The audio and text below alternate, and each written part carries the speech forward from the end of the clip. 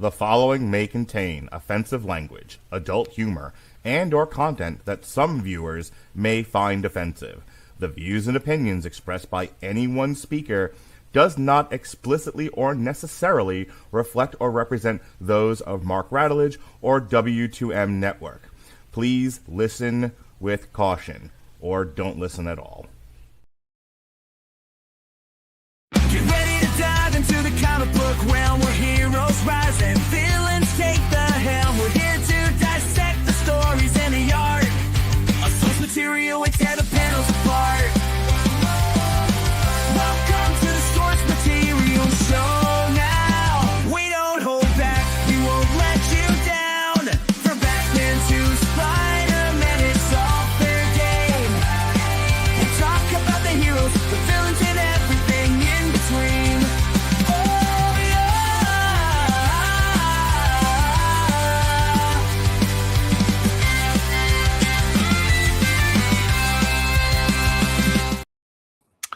Jesse Starsher, I have something to say to you.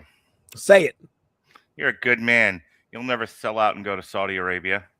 That's correct. I just watched the Royal Rumble. Yeah. And I'm going to talk about this tomorrow on my TikTok at length. But, you know, everybody sells out. Everybody's got a price for Shiki Allah Turkey, whatever the hell his name is. The $1 Million Saudi. Oh, boy. And they ran a commercial, in all seriousness. They ran a commercial for WrestleMania in Saudi Arabia next year. Have you heard about this? I've heard that they moved some venues to Saudi Arabia, but yeah, go ahead. I haven't heard about the commercial. Well, the commercial in the fact that WrestleMania is going to be in Saudi Arabia next year are two different things. Oh. So the Royal Rumble was just in Saudi Arabia. It was in Riyadh as part of Riyadh season, you see. Riyadh season's been a thing for a while now, and it's not just wrestling. It's mixed martial arts, it's soccer, it's boxing. It's a lot of boxing. There's a reason why there have been the dream fights as of late, like, Usyk versus Tyson Fury twice, was because of Saudi blood money. So, the WWE has been going to Saudi Arabia for a while now. Right. And since it no longer matters if they sell tickets to anything, they've got enough television rights stuff and Saudi blood money that they all they need to do is put on a pretty looking product. It has to look pretty. Put some blush on it. My shadow. Give it some fake lashes. Okay? Okay. So I'm watching the Royal Rumble with my kids this afternoon. We went to go see Send Help. After I ranted into my phone about that, more on that tomorrow night on Damn You Hollywood. We went home and we caught up with the Royal Rumble because I had my first judging gig, not orgies, but MMA. I did orgies. Wait. Tell me there's not some kind of weird subculture thing where people I would remember the running gag so that I wouldn't have to explain them. Oh well, I don't remember that. That came from you take the BDSM quiz. Yeah. We were talking about like being an orgy judge. Okay, all right, continue. Anyway, so long story short, I didn't watch the Royal Rumble on Saturday because I had to go to Clearwater to the OCC Bar and Grill to judge an amateur card that was the undercard for a regional MMA outfit that was doing their pro card in the evening. So I picked up my kids. The show started around 5. Really curious how you landed this gig, by the way. Well, way back when, before my daughter was born, I was doing rolling jiu-jitsu at Highlander MMA. I remember you talking about that. Yeah, and that's where I met a guy who is no longer my friend because I lost him in the divorce. But I also met these other people, and some of these other people, unlike the friend that I lost in the divorce, gave me good advice and were nice to me, and are people that are still useful in my life.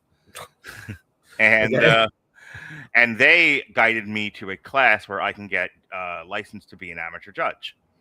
And I did a bunch around the time that Lily was born, but life goes on, things change, and I haven't done it in like 13, 14 years. Wow. And then I got a call out of the blue by a guy I know from that era that hasn't talked to me since then. But he found me on Facebook and he was like, "Do you still judge?" And I'm like, I'm sure it's expired by now. He's like, yeah, those don't expire. You're like licensed forever. Like, oh, okay. then sure.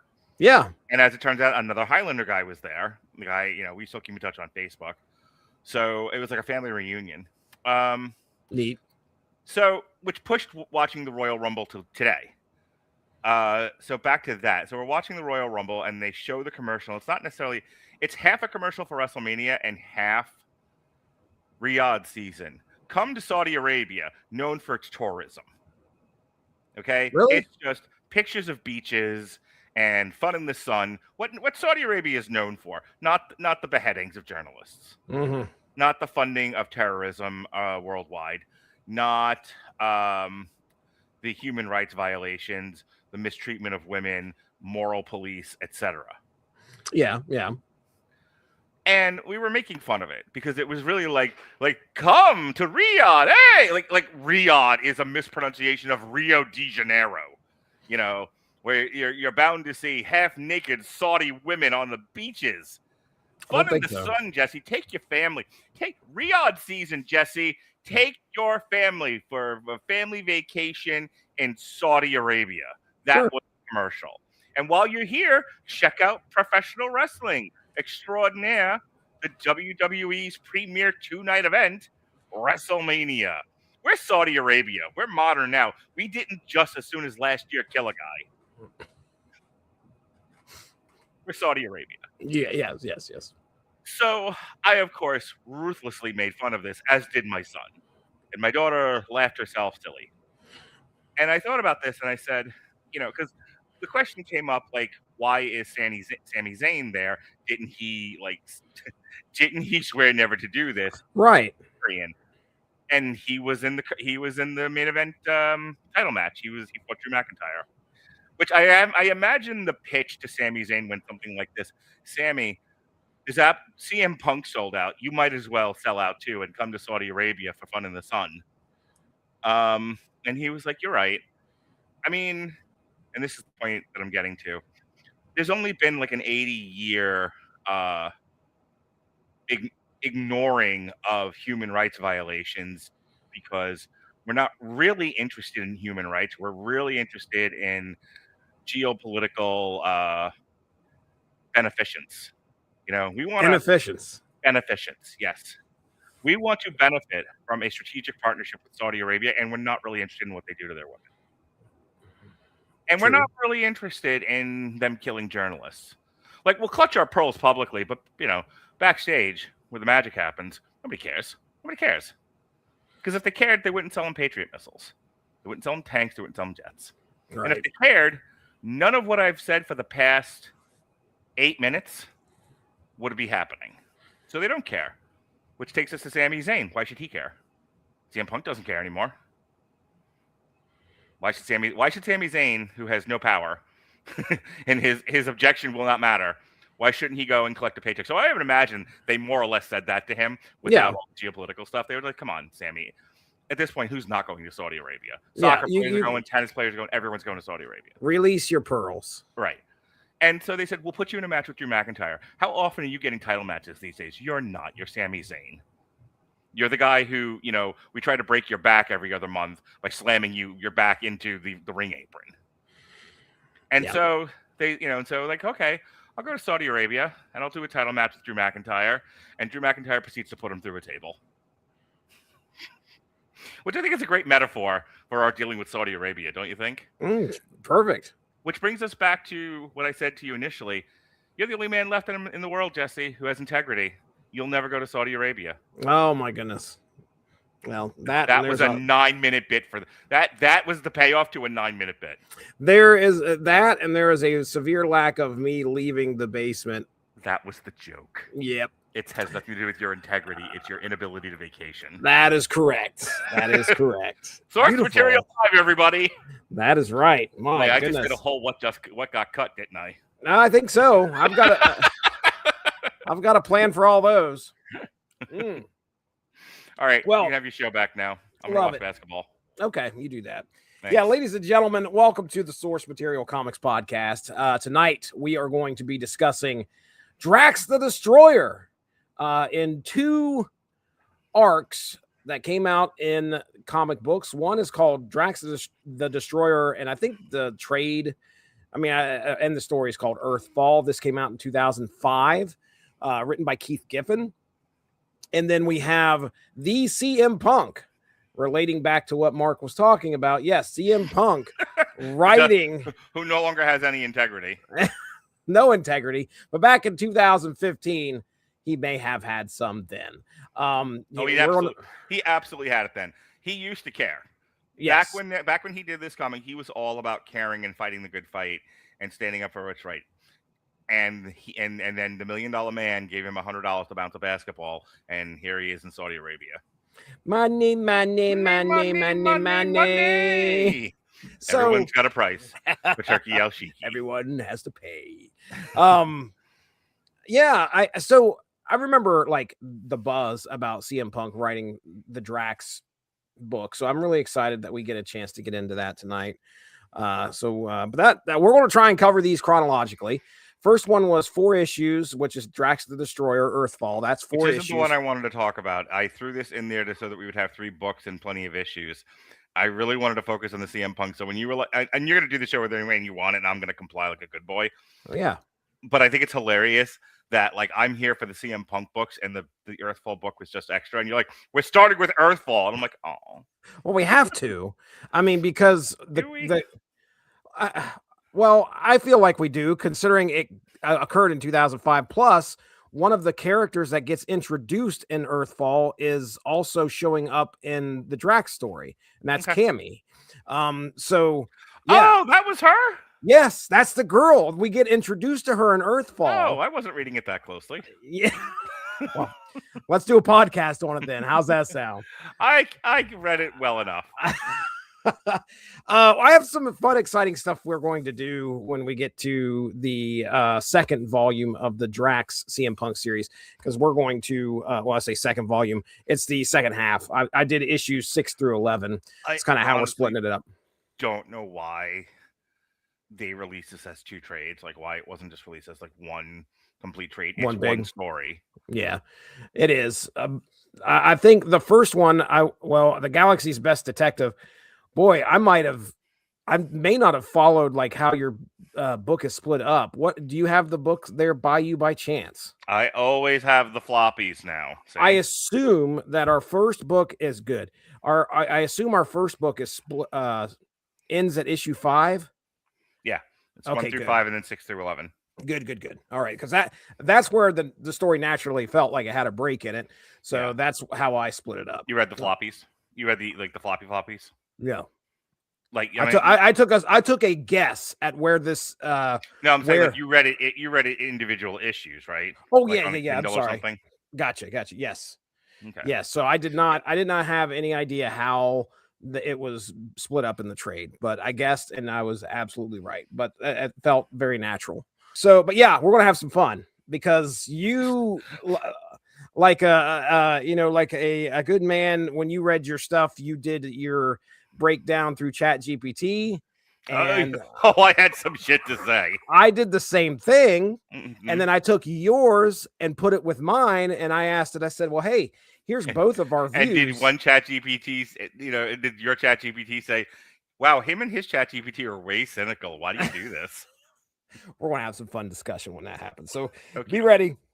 That's going to be happening towards the end. I'm ready, Daddy. But yeah, let's talk about Drax Earthfall. This happened in 2000, dropped in September of 2005, was on the shelves late September 2005. Written by Keith Giffen, who's been around for quite a while. I'll probably throw in some some creative team history here before we get into the story and post edit. But the artist on this was Mitchell Breitweiser, and I will say that he had a very small career in comics between 2005 and 2012, I think. And he probably did. I think this was one of his earliest works. And I'm talking like legit, like maybe 20 to 30 credits on Mike's Amazing World of Comics. So the artist here, not around very long. And then lettered by Corey Pettit, colored by Brian Reber. So Mark, before we jump into this, I don't know if you have anything important that you want to say aside from what you've already said about why you picked these books. Well, yeah, let me reiterate, and then I'll put my serious face on. Here it comes. I was curious. What started this was, one, looking for stuff for us to talk about. Two, I had heard that CM Punk was doing comic books in between hiatuses or dalliances with All Elite Wrestling, which I don't remember the years. I was still with Melissa when CM Punk came back to All Elite Wrestling, but I had stopped watching All Elite Wrestling when the bit with Jungle Boy Jack happened in England, and CM Punk's like fucking brawl with the Young Bucks and Kenny Omega. I've since like watched a lot of interviews on it and whatever. But yeah, CM Punk left the WWE, proceeded to go into mixed martial arts because if you'll remember, he was into Muay Thai. What the fuck is Muay Thai? And like CM Punk sold himself as like this mixed martial artist. That was his character. Before the Straight Edge Society, before the Pipe Bomb, his whole thing in ECW, like the WWE version, was I'm a mixed martial artist. Mm-hmm. And so like I remember his promo on ECW. He was like, I am an expert in all forms of combat, and he's like jiu-jitsu, boxing, Muay Thai, and then infamously, according to legend Vince McMahon backstage, what the fuck is Muay Thai? Muay Thai. Thanks, Vince.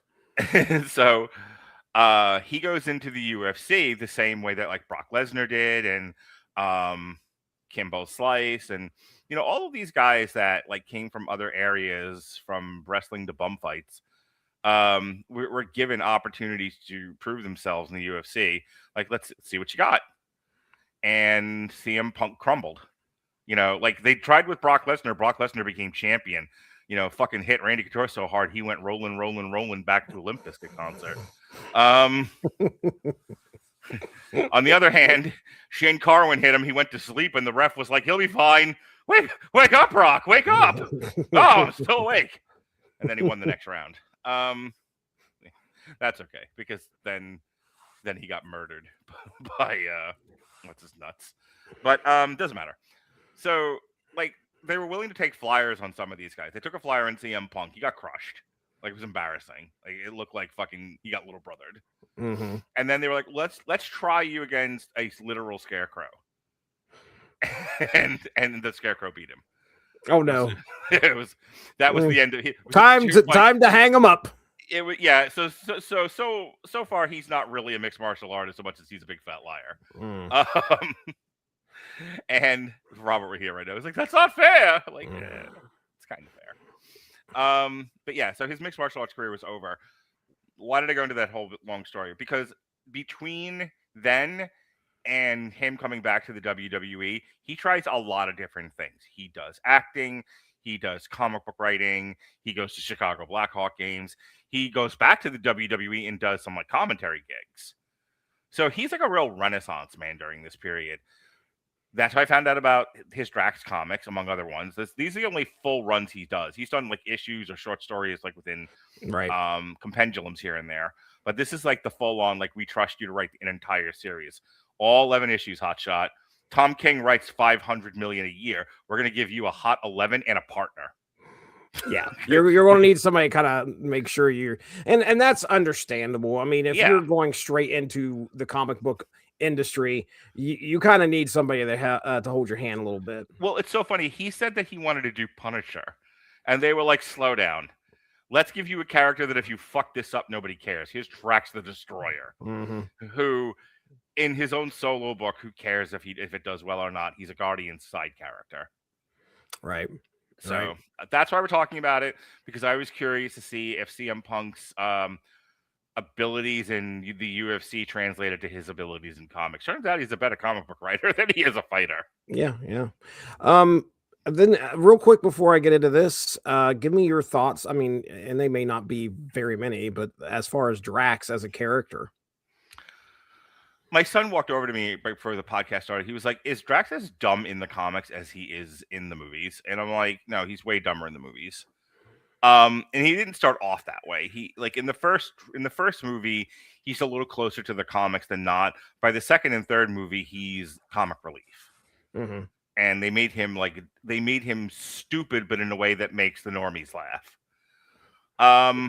What do you know? I mean, for me, I know some stuff about the Marvel Cosmic, and others I'm kind of blind to it. I don't know that much about Guardians of the Galaxy. These were not characters I followed. When the movie came out way back when, I didn't know, like it's Star-Lord, Groot, Rocket, Nebula, Gamora, Drax the Destroyer. And I'm like, who, and who? Yeah. These aren't the West Coast Avengers. Like if it had been the West Coast Avengers, I'd have been very familiar. But quite frankly, had it been the Great Lakes Avengers, I'd have been more familiar. You might have had it. Yeah, right. But I didn't really know anything about Guardians of the Galaxy. So Drax is a character. I'm not interested in the character. I was interested in CM Punk. So this could have literally been any character, and I'd have taken a flyer on it. Yeah. Just to kind of throw this out here, his first appearance, Iron Man number 55, October of 1972, which I feel like that might have been right around the time Thanos' first appearance was as well. I did not realize so many of them, like best Marvel villains, showed up in Iron Man first. Like, yeah, I don't want to give it away, but one of my favorite Marvel villains of all time is Fin Fang Foom. Oh. And I would have thought that's like because I'm a racist, a Shang-Chi character, or something else like that. Like he's not just a dragon; he's a space dragon.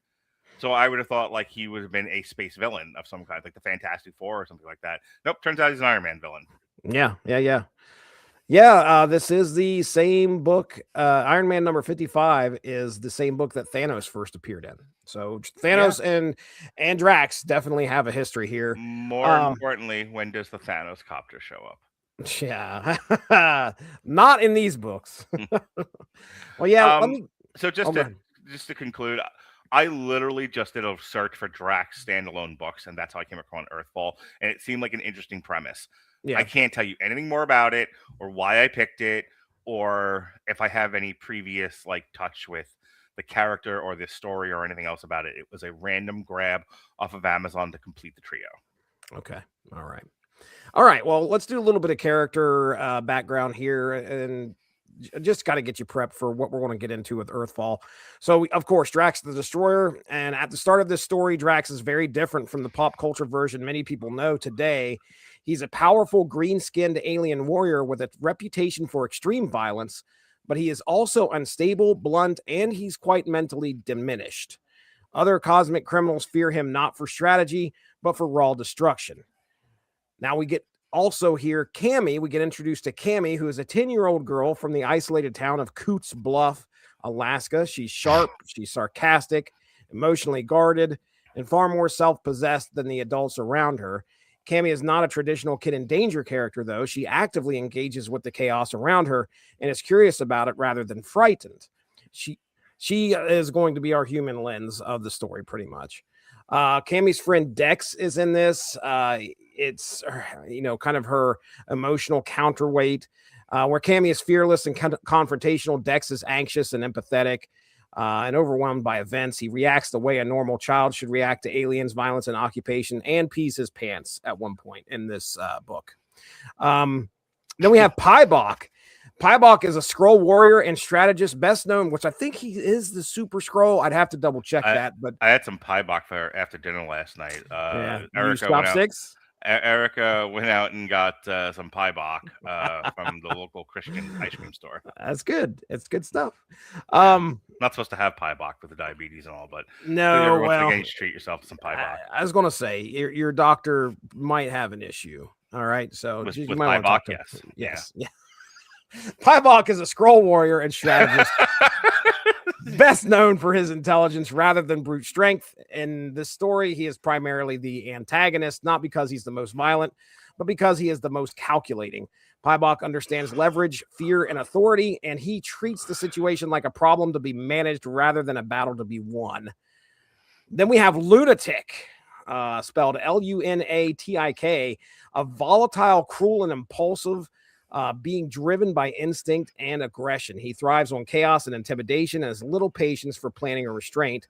Lunatic embodies the raw savagery of the cosmic criminals that we're going to be seeing in this story. Then we have the Blood Brothers, twin alien warriors who share a deep psychic bond. They operate as a unit, feeding off each other's rage and bravado.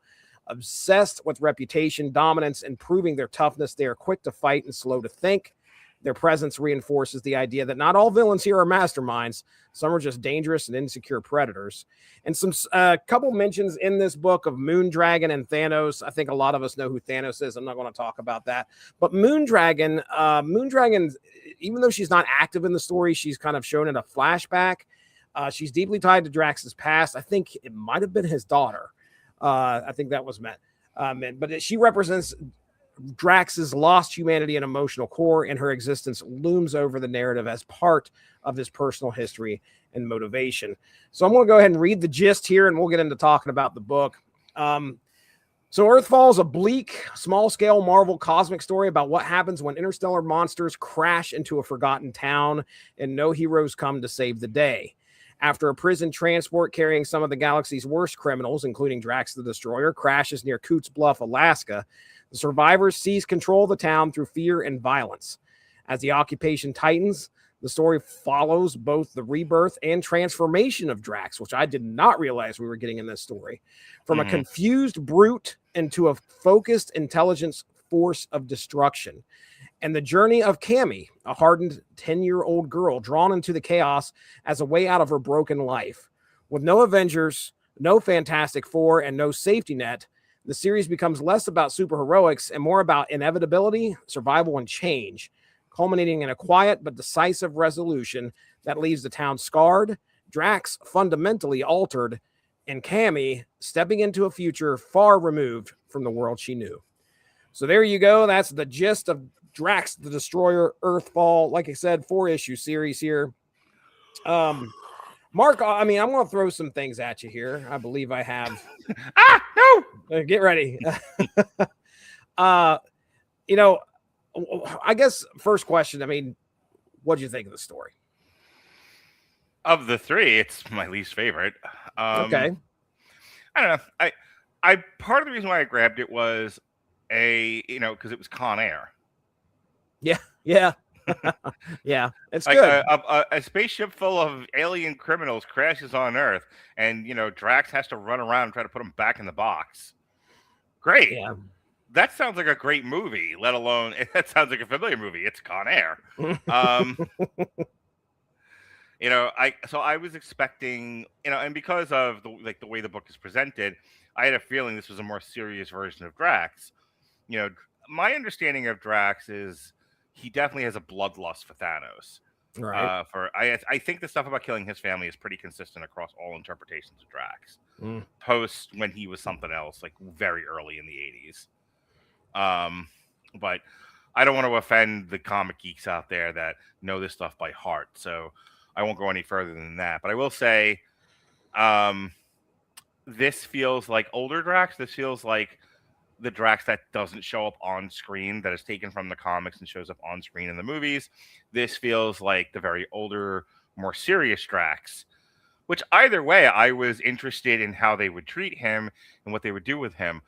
I just didn't get a lot of that in this book. I mean, maybe I wasn't paying close enough attention. I read it when we were done with the Royal Rumble between like 6 and 7 tonight.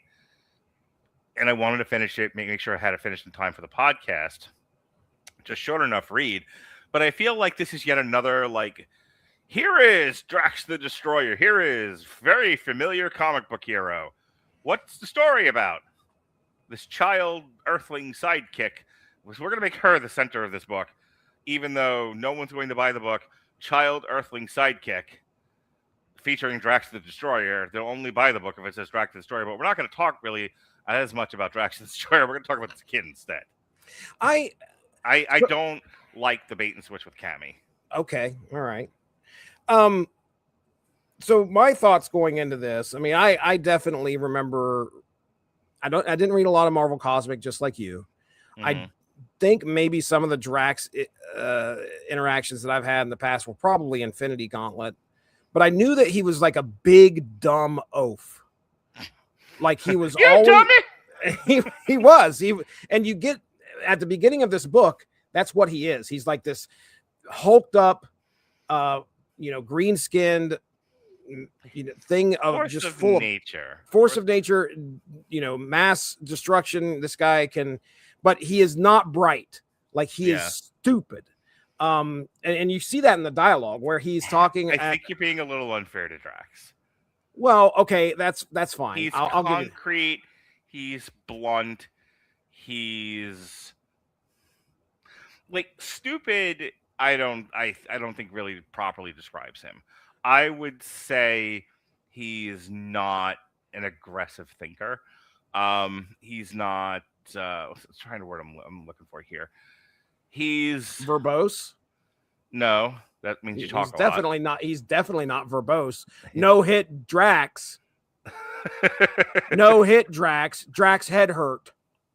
He sounds like a Neanderthal. He sounds like, what is it? The biker cave Mongo. Mongo, yeah. No hit Drax. No hit Drax. And there's a point where I think he's clearly confused as we get. I think when you say stupid, I think like dangerous, like he's bait McTrap Springer. Like that's stupid to me. I'm being I think he could have been. I don't know. I just think he's the kind of like limited intelligence where because he's so he's practically invincible, right? So he doesn't have. Think about this. Did you ever watch Black Adam? Yes. Where every time Black Adam entered a room, he went through the wall. Oh yes. Because he could. Right.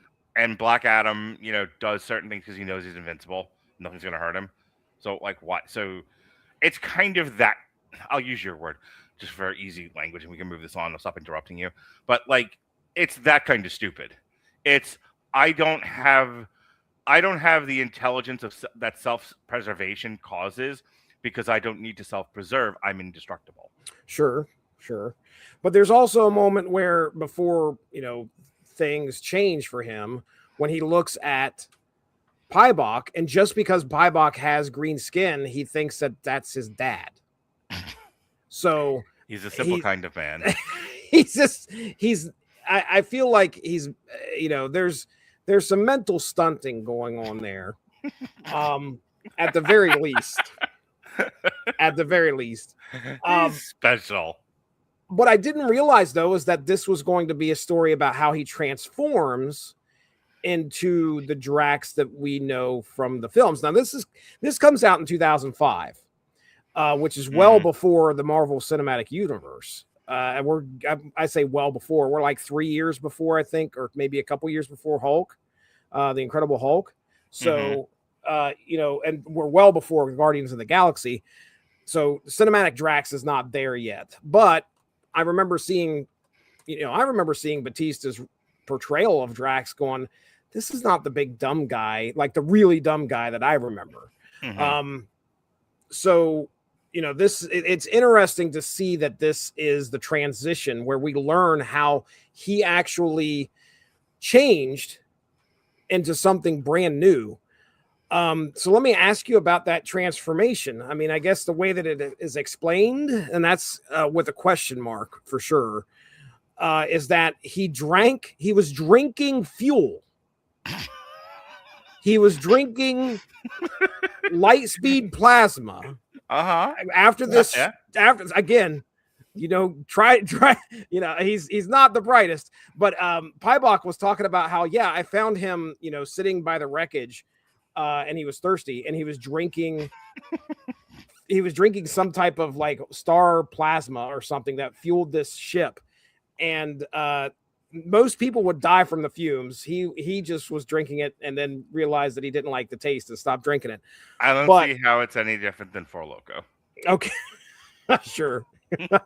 But he then, like, at later on, as things progress throughout the story, he gets into it with the Blood Brothers. The Blood Brothers, I don't know, just feel like they need to start a fight with Drax. The fight, goes and goes and goes, ends up in town, I think, at some point. And then it's oh my goodness, Lunatic, who kind of takes him by surprise, takes Drax by surprise, and then all of a sudden Pybok basically puts a blade through Drax's head and kills him right there in front of the town. Mm-hmm. It's then later that Cammy follows, or at least convinces one of the blood brothers that Pybok said I could have this body. Pybok said, and you know, the blood brother's like, okay, whatever, throws him down into a ravine. She goes down there, sits by him while he continues to smoke, and they're trying to figure out what is, you know, she has no idea what she's going to do with this thing, but she just thinks it's cool because what else is there to do in Coots Bluff or whatever the hell it's called. So she watches this body smoke, and then all of a sudden, as night falls, like a fist comes barreling out of the chest of whatever Drax was, and it's Drax reborn. That's the main thing that we get out of this. I think that's issue 3 when that happens. What are your thoughts on that? You know, being a thing. Like, what'd you think?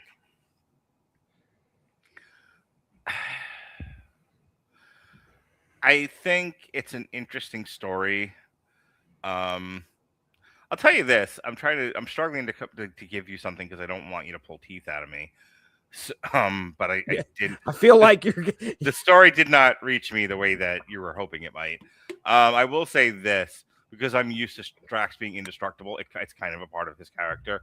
Seeing him die and get resurrected was at least one of the more memorable parts of the book. Sure. It's a weird way, though. I mean, we don't even get any explanation as to how the hell this happens. Like, you know, it's not like somebody says, oh, yes, that makes sense. It's part of his race to do that. He dies and then he reforms inside his own body like a cocoon. I don't know what the hell happened. He just pops out of the guy's body. His own dead body comes out of there. And then we have a new reformed, a very slender Drax now.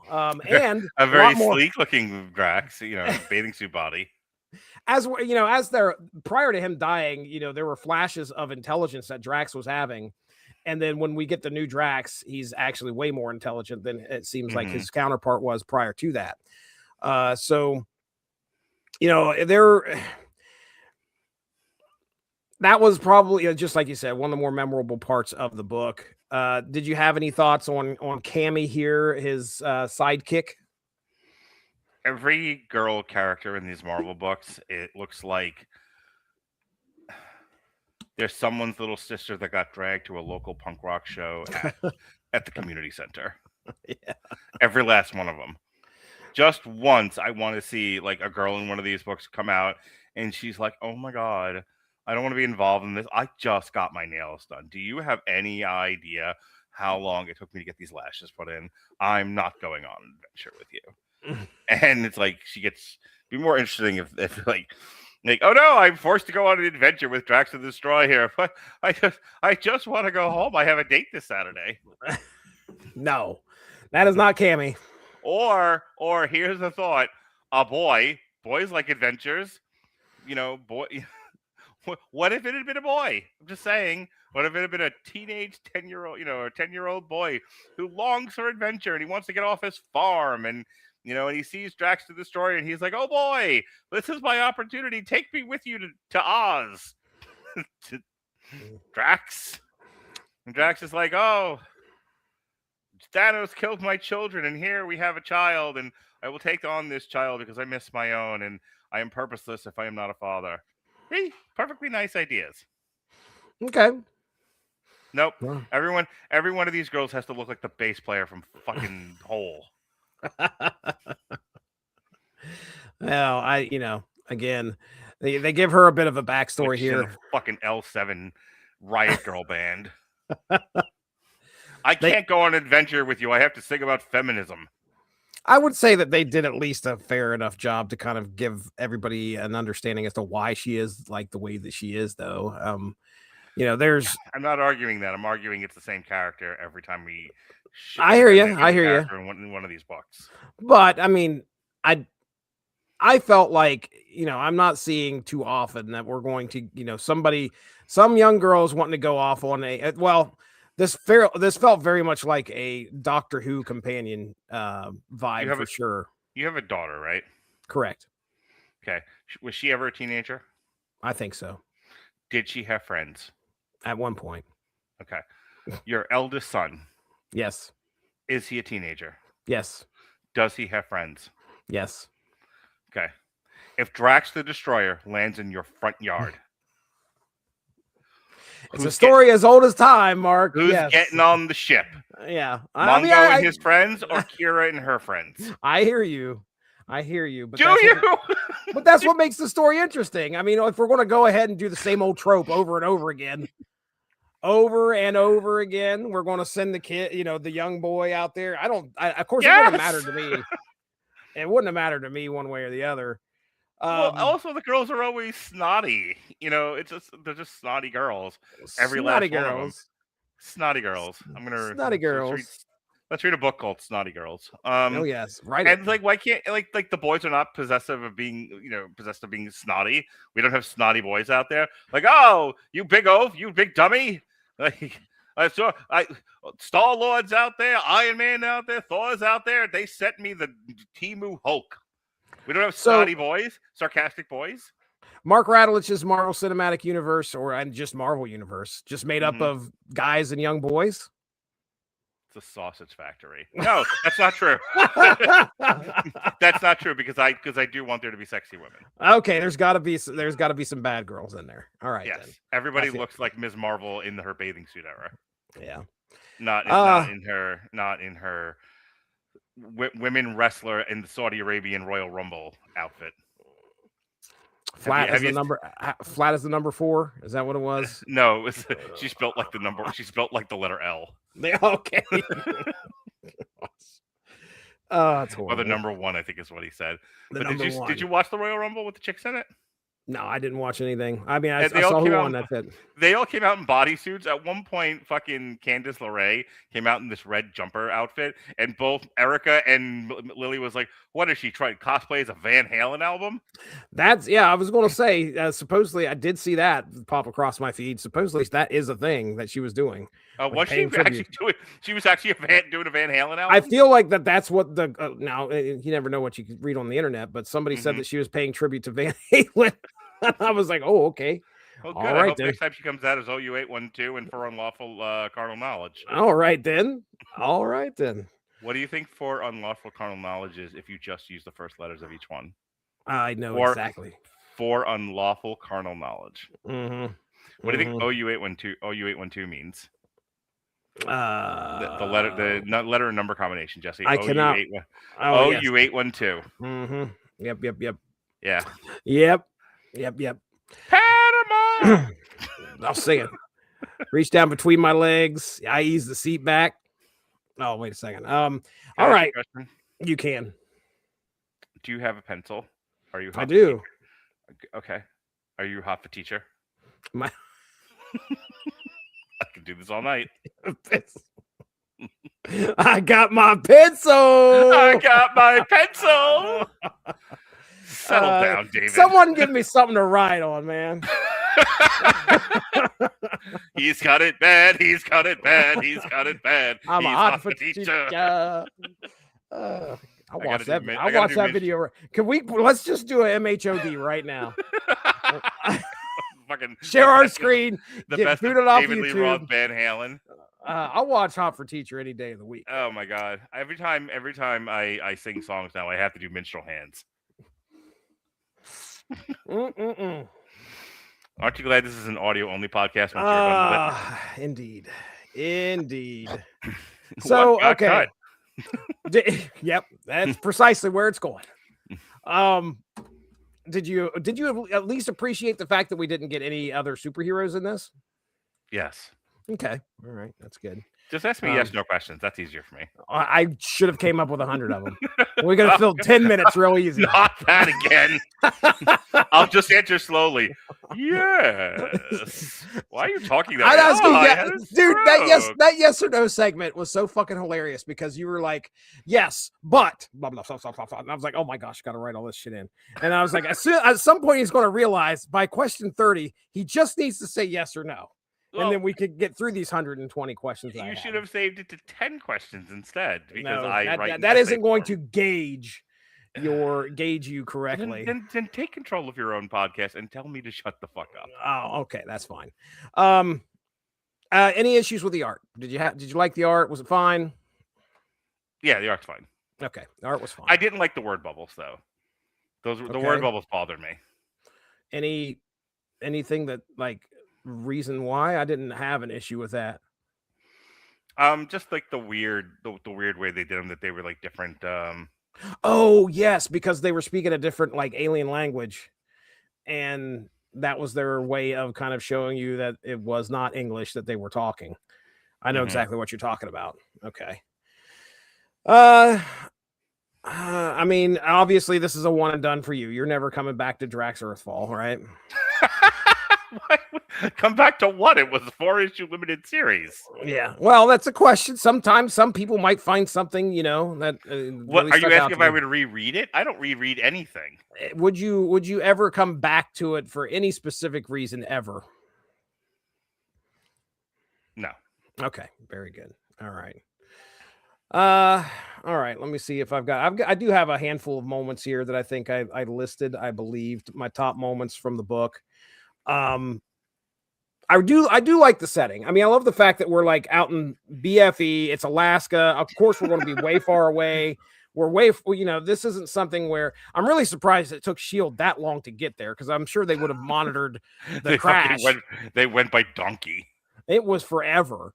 I did think it was interesting that Drax was sensing like what the engines were doing before the crash happened. I don't know what was going on. He just tells the other inmates to shut up. He's listening to the pops, and everybody's like, "What the fuck are you talking about, dude?" Oh, listening that, to the yeah. pops. Yeah. He's like, "Yeah." And then at that point, the engine had failed, and they fell down to Earth.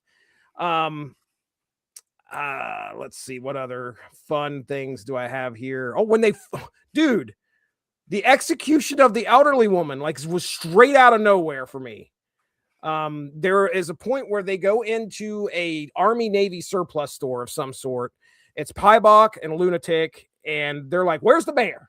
Because Piebok's idea is like, okay, I've got to find the person in charge and have this person in charge get everybody to gather up as much scrap as they can, because we have to rebuild our ship in order for us to get out of here. Hey, could we pause for a second? Yeah, absolutely. I have been holding this and trying. If I don't go to the bathroom, I'm going to pee on my I could notice you were doing the pee-pee dance. Yeah, I'm sorry. Give me a minute. It's fine.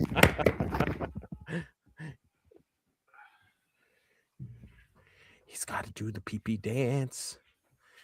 Pee-pee dance, pee-pee dance. Glad he waited to pull down his pants. He has to do the pee-pee dance. Boy, I hope you guys are entertained. Look, I'll run down through these while Mark's away, and then when he comes back, I'll save a few good ones for him. How's that sound? Does that sound good? Yeah, Drax sensing the ship's failure. Piebok already knows that Drax is a threat as soon as they crash. So they're kind of like, keeping an eye on him. It's interesting that Cammy, again, I feel like, Mark's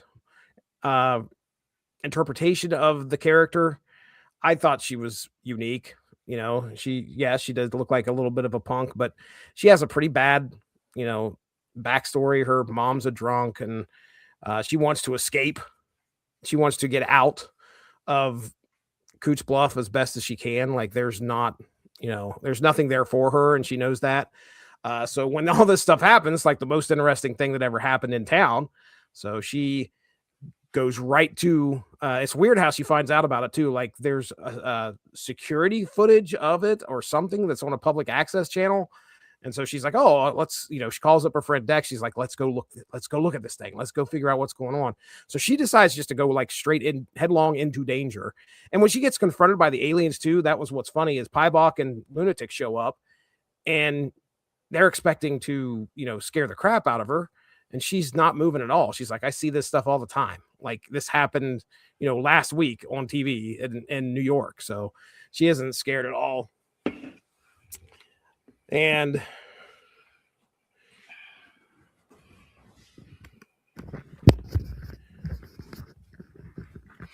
So I was filling time with some of the other lesser known things that I had listed here, some of my favorite moments. Okay. But anyway, yeah, the execution of the elderly woman, like the elderly woman stands up in this Army Navy place and is like, "Hey, you're looking for the mayor, right over there he is." And then she proceeds to tell Bybok pretty much just to go shove it. And he looks over at Lunatic and says, "Okay, kill her." And he grabs her and turns her head completely around on her body. Granted, this isn't really like gruesome and gory or anything like that, but it's definitely a situation. It's definitely a comic where it was outlined in the shadows. Like you could see exactly what happened. Drax being executed in the street was a big moment. I mean, just watching him get, the spike through his head, and there he is laying on the ground with a hole in his head. You're like, okay, wow, and the Cammy's reaction was like, whoa, cool. Drax being reborn was weird, but definitely like a big moment here. The Blood Brothers, one of the Blood Brothers ends up in the final fight with Drax. Drax stabs one of them straight up in the head with 2 knives and kills one of them. And then I love how Pybok is like standing there, and Drax is like, "All right, you ready? Let's go. We're going to fight." I think that's my big criticism of the book, is that it takes 4 issues for Drax to finally start doing the premise of the book. And that is to kill the other guys? Yes, or get him back. Like take out the guy. We don't want alien criminals running around the Earth, so Drax has to take him out. It takes a while to get there, but when it does, it's satisfying. Okay, all right. And yeah, so at the end of this, Drax. Well, let me go back to Pybok real quick. You know what a better structure would have been? Tell me. The New Lieutenants of Metal. Okay. All right. Now remind me, because I know we covered it. I just cannot remember how. Every issue there was a new villain. A new villain. Well, you got. I mean, we had a 4-issue story here. We had a definite beginning and definite ending. So I don't think they would have.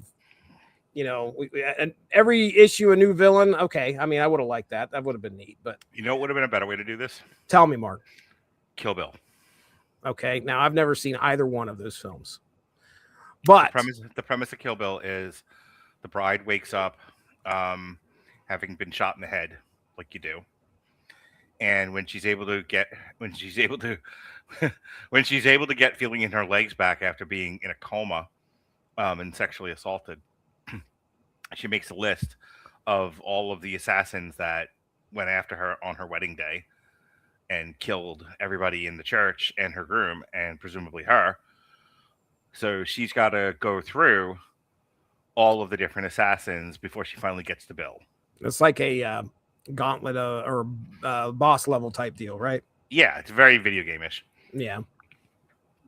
Yeah, but it works because each of the assassins has like a different story and has a different thing going on, and they're further along in life than when she left them because she was in a coma for a really long time. Mm-hmm. So when she wakes up, like,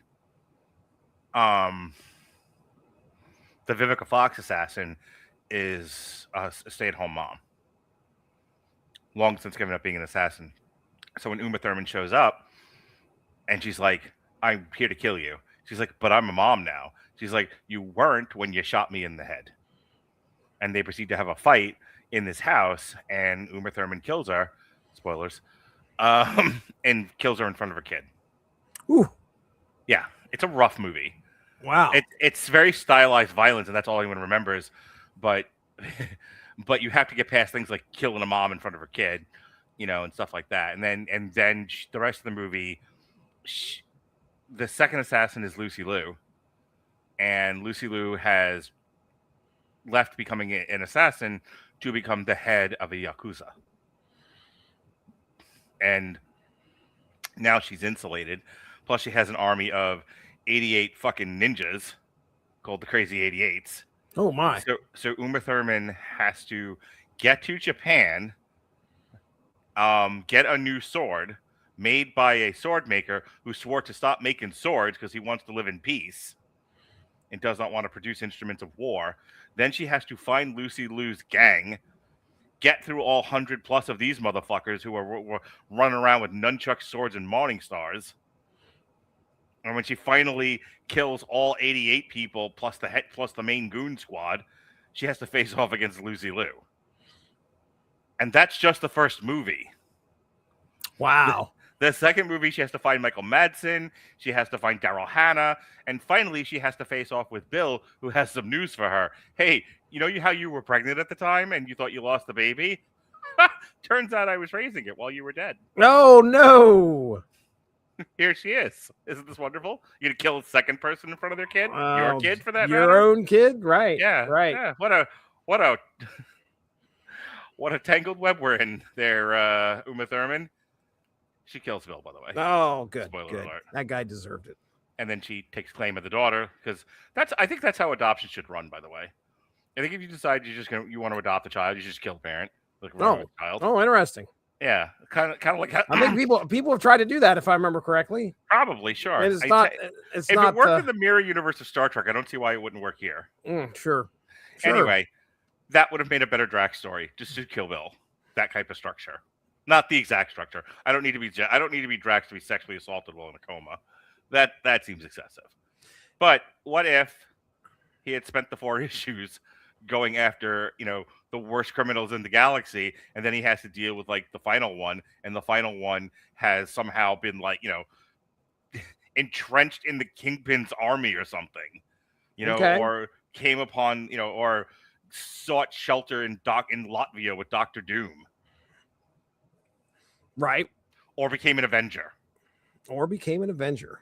Because he was only an outlaw in space, but he wasn't an outlaw on Earth, and Earth doesn't know any better. That's right. Or became an X-Men. They'll take anybody. That's true. That's true. I was born with powers. You're technically a mutant. Well, yeah, the way that this resolves itself is Pybok and Drax are going to face off. And Pybok's like, I am not going to fight you. I am not even remotely going to do anything, and proceeds to push a button and turn himself in. Mm-hmm. He goes and gets arrested.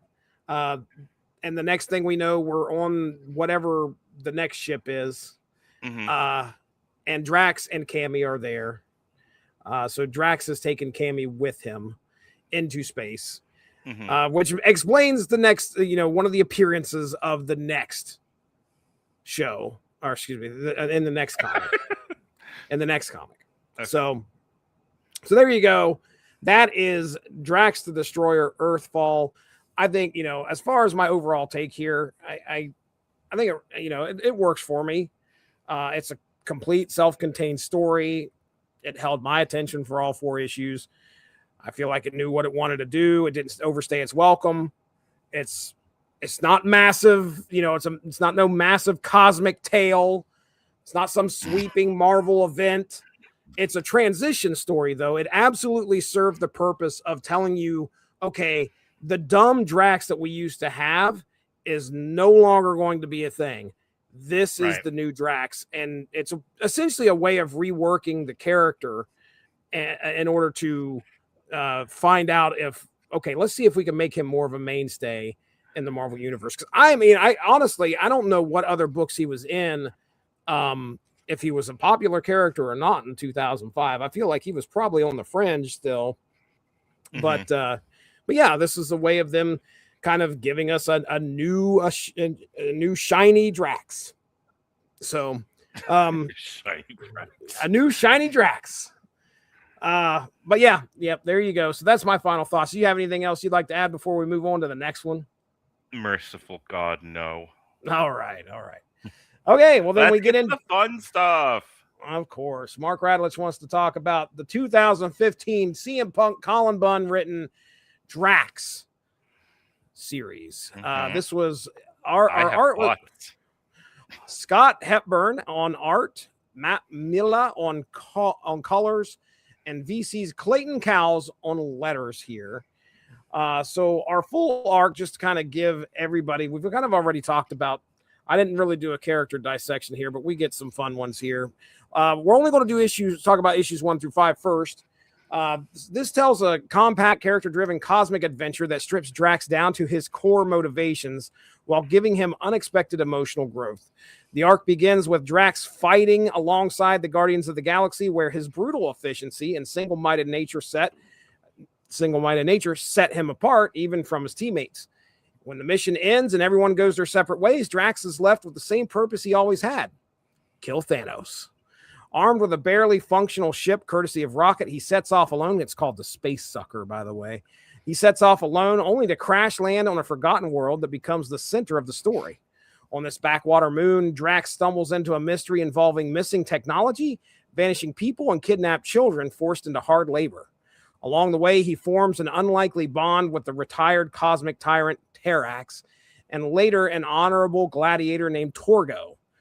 What initially looks like a simple rescue mission escalates into a gladiatorial nightmare under the control of Fin Fang Foom. Woo! Whose prisoners are forced to fight and bleed to serve his needs, such as to bathe his eggs in blood so they can, Drax's raw strength and stubborn will eventually break the system, freeing the captives and exposing the truth behind the conflict. The arc reaches its emotional core when it's revealed that the children were mining eggs, Fin Fang Foom's offspring, and that the dragon's cruelty was driven by desperation rather than conquest. Faced with grief instead of evil, Drax makes an unexpected choice: mercy. Drax, finding purpose beyond destruction, stays behind to keep Foom company, closing the portal between worlds and ending the cycle.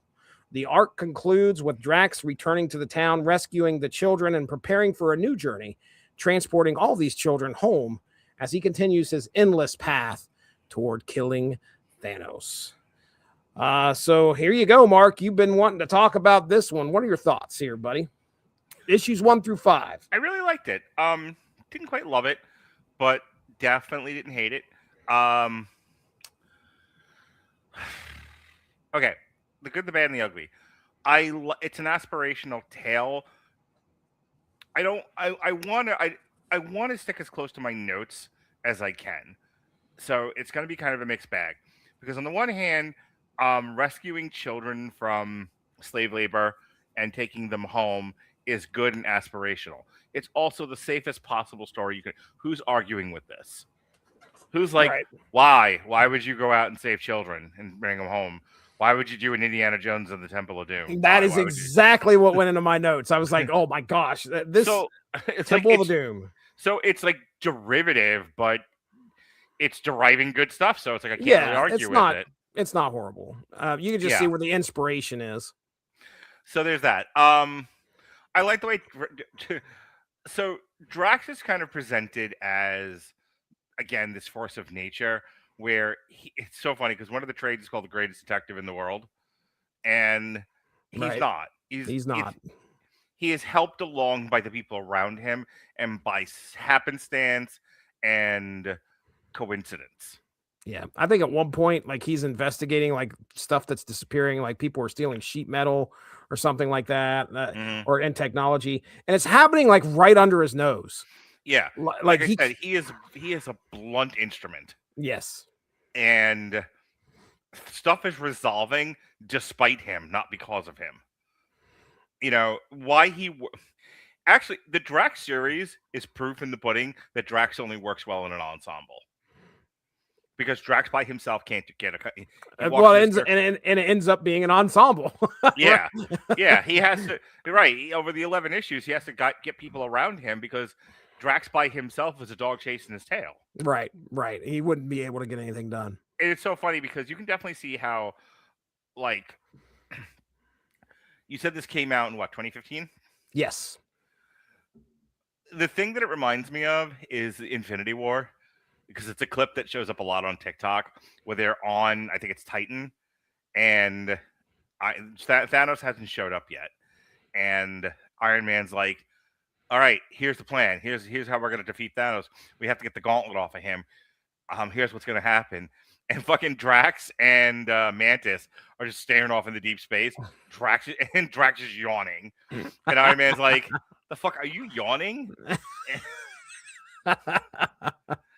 You know, and he's like, "What's there?" He's like, "Are you yawning while I'm trying to break it down?" He's like, "What's there to break down?" You know, and then Mantis does the funny thing. You know, like we take ass and kick names because she's half a retard. Yeah, put them on my team, please. But even Star-Lord said in that, it's like, they're not really thinking it through people. You point them in a direction and they attack. Right. And if you look at everything that Drax does when he's not having a moment, like the beginning of Guardians of the Galaxy 2, he's the one that jumps into the maw of the monster and cuts himself out. You know? Yep. He does, like, that's what he does. Again, I said it before. You don't have to gain the intelligence derived from self-preservation when you don't have to self-preserve. Right. You are just an indestructible force of nature. So Drax really isn't blessed with a lot of, like, in this comic, he's not really blessed with a lot of forethought and thinking. But he does have feelings, which I thought was interesting. You know, CM Punk is a sensitive soul. And he definitely poured a lot of himself, I think, into Drax, which isn't readily visible, but hear me out. You know, CM Punk is definitely more poet than he is warrior. But he desperately wants to portray himself as more of a warrior and then keeps getting shown that he's not. Mm-hmm. What is the thing that everyone remembers most about CM Punk? It's the pipe bomb. Yep. Decidedly not a masculine physical moment. Mm-hmm. He sat crisscross applesauce and aired his grievances that he was allowed to say out loud. Mm-hmm. You know, he wins a fake fight with John Cena that we're all happy he won, but let's admit to ourselves that it was a performance and not a real fight. Right. CM Punk is a poet. He's not a warrior. But he desperately wants to be a warrior. That's why he took on the character of mixed martial artist. And so I think he puts that into Drax. What I saw is CM Punk saying, like, here is this, all anyone sees is this big green muscly monster. But what if deep inside he has feelings? He doesn't want to be alone. He's, like, depressed, you know. Fucking psycho killed his family. And he's just like, all I want to do is get revenge. I don't know what to do with my sadness. I don't know what to do with my grief. But I'm indestructible, and I don't have a lot of 4-dimensional thinking. So, what do you do about the depression derived from the sadness and loss of your family? Kill the guy responsible. Yep. Single. And that's all he thinks about. Yep. And when the Guardians leave him, he's like, okay, what am I supposed to do with myself? Well, I guess I'll just kill that. Like, he even says it that way. That's sad. That is sad. Like, everyone else is like, I don't want to be a Guardian right now. I have shit to do. And everybody takes off. Actually, that bit is funny because it starts with Rocket very much protecting. Like, Rocket is the wife in that, you know, in that couple where, like, Groot has fucking had it. And, like, I need to go. I am Groot. I need to go. And Rocket's like, I'm going to take Groot away now. Groot needs some time to himself. We're going to go. It's like the wife ushering the husband out of the party because your husband has had one too many beers. He's about ready to fucking hit the host. Right. You know, or fucking do some terrible thing to him in a marble quarry. One of the two. And so it's just the wife is like, okay, we're going to go now. You have a lovely home. Thank you. We're going to get the fuck out. You know, as you're like shoving him out the door. That was Rocket and Groot.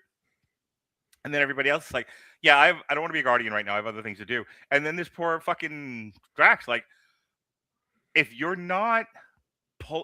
there's no engine pulling my big ass caboose, I don't know where to go or what to do. Right. And I only have one thing on my mind, and that's killing Thanos. Other people give him meaning. That's all over this book. Yeah. And I kind of like, I may not love that as a thing to be. I do love that CM Punk could have written this anyway, and that's how he chose to do it, which I think is very in line with the Drax character, as we've come to know him. Do you want me to keep going, or do you want to interject? Because I feel like I've been talking for a while. No, man. I love that take on it. I mean, I didn't really. Well, you know, going into this, I did wonder, like, okay, how is CM Punk going to handle this? And I did wonder also, like, what parts of his soul were going into Drax, because I feel like, and this is definitely a point I wanted to make. What is CM Punk as far as comic books go? Before he started writing Drax, what is he known for? He's known for coming out on stage, looking at his watch and going, "It's clobbering time." And it fucking opens up with the thing saying it's clobbering exactly. time. Yes. I'm glad you brought it up because I wanted to and forgot. But boy, talk about putting your stink on something. I know, dude. Like right there, you knew. Like it was probably his dream to just be able to write. All I want to do is write the thing, like saying that at one point. And yeah, we opened the book up with that. So yeah, I did love that. But yeah, I wondered, how much of him was going into this, and I didn't read it too much into like the masculinity part of things here as far as CM Punk goes and Drax is here. But it's very masculine. That's book. why I'm here. Yes. Oh, trust me. I read your Chat GPT notes. I know. It is a wonder you don't drink. I know where. I can see Fancy knows exactly where you're going sometimes. So yeah, okay, yeah. I'm looking through some of my notes here. I mean, my thoughts on this was it's a pretty breezy read. I did not have any problems here. Did everything move pretty smoothly for issues 1 through 5? Did it drag at all for you? No, none of the story. I like this story. So the story is basically Drax crashes, and then it's fucking what's his face from the Phantom Menace, Qui-Gon. Like, well, I have to go into town now so that I can get parts for my ship so I get the fuck out of here. Yeah. And while he's in town, he's embroiled in like the local politics. Yep. And so it's classic. Another thing that CM Punk does here and Colin Budd is it's classic hero stuff. Like, on the one hand, I complained that the hero is not Drax is unchanged by the end of this. He's still Drax. He's still Drax. Yeah. Well, he doesn't go on a hero's arc. I mean, he's not changed by this experience. Fin Fang Foom was changed more than Drax was. Terrax the Tiller made me laugh my ass off. Fin Fang Foom in fucking farmer's overalls. Yeah. Yep. All that was missing was the wheat coming out of his mouth. I'm like crying. I was laughing so hard. Yeah. Yeah. Like that's good shit. But Drax is fundamentally the same as he was at the beginning. Drax is not a bad, immoral person. When faced with a moral decision, he makes the morally right decision. He's just, a blockhead. Mm. So my point is so the hero's arc, fish out of water, comes into town, gets embroiled and overwhelmed by the local stuff, is given a mission. 3 amigos, right? The 3 amigos roll into town. The town is being raided by Mexican gang members. El Guapo, right? They face off with El Guapo, and they think, and the bit here in 3 Amigos is they think it's all an act. Mm-hmm. They think they're being invited to perform a lot, in front of this town. And because the people are half retarded, they think the 3 Amigos are actual like vigilantes. So now they're overwhelmed. They're on their ass. They can't fight for real. But they see that if they don't do something, they're going to lose this town. The innocent people are going to get hurt, and they're moral people. So they have to become more than they really are in order to defeat El Guapo and his gang. And they use the thing that they know best, performance. They dress the entire town, spoilers, they dress the entire town up as amigos, and they run all over the fucking and now El Guapo thinks he's like surrounded by 100 amigos. And they're like, never mind, we give up. We won't come back another day. Stupid, but it's a funny movie. My point is, like, similar thing here. Drax walks into town and he, and it's like, oh, this is a bigger problem than me just beating the shit out of people. I actually have a real problem here. There are missing children. Well, I was a dad once. I wouldn't want someone to steal my children. I should go get them. Mm-hmm. It's not complicated. And so he does. And the problem is bigger than he ever anticipated. It's a giant space dragon using him for fucking slave labor. And the reason why they were stealing the sheet metal was because he had to build a portal. Yeah. They were all trying to basically Fin Fang Foom put them on this, these raiders and everything to go out there and it's steal this stuff. resolved when Fin Fang Foom goes through the portal and his eggs die. Yeah. And it's like that had nothing to do with Drax. And then Fin Fang Foom is like, what is life? Yeah. Drax goes through the portal along with Terax, and I think at that point, and he's like, let's go in this. Let's take care of, let's beat Fin Fang Foom. And they get over there, and Fin Fang Foom is like crying. Yeah. Like he's like, I don't want to be alone anymore. What children? He's like a woman. Like my biological clock is ticking. Right. And what chance I did have is now dead. I don't care what you do to me anymore. Like Fin Fang Foom, instant depression. Yeah, he was like, Drax, just kill me. Kill me now. And Drax is like the fucking big dummy. If I could name 1,000 movies by the end of this, will you send me $100? Drax is like fucking Mike, like the lunkhead from My Cousin Vinny. Are we gonna fight now? Like, what are we doing here? Right. Like the big thing was like, no, I don't want to fight. I want children. This is all wonderful stuff. Like, for all the complaints that I sent you, I'm talking to you about the really fun stuff that I saw in the book, because this is what made the book different from anything else that I've read, is this sort of thing. We talked about this with the Multiple Man book the last time we talked, 2 times ago when we talked about not every comic has to be super serious or fucking nameless, or it has to be the fucking anarchist cookbook or the Communist Manifesto. Right. You are allowed to have fun with these things and let, and even a cosmic space dragon can have wants and needs and boundaries, and and when things don't work out, feel sad. Yeah. Like, why can't it be that way? And that's what to me made this interesting and a fun read. Like, when Jonas asked me, he's like, what'd you think of the Drax book? I'm like, it's fine. These were fun reads. Like, I'm not putting it next to fucking Kingdom Come. Right. But it's not the worst thing I've ever read either. And I think that's perfectly okay. Please stop me from talking. Everything I'm going to keep going, Jesse. That's the problem. That's fine. I agree with what you're saying there. I'd say, like, by the end of, issue 5, the decision not to kill Foom was pretty well earned. I mean, we could see that. And I did, this was the good thing was I was reading these straight through, but if I would have been picking this up, or if I had this trade, I would have wanted to see what's going to happen, because by the end of this whole shenanigans that's been going on, now Drax is like, okay, shenanigans. Drax is like, okay, I've got to take these kids home. So he's got to figure out a way to get these children home, and that's what's going to happen in the next arc. Yeah. I'm looking through my notes here just to see if I had any big moments that kind of stood out. I think my complaints that I sent you were mostly because of who I am.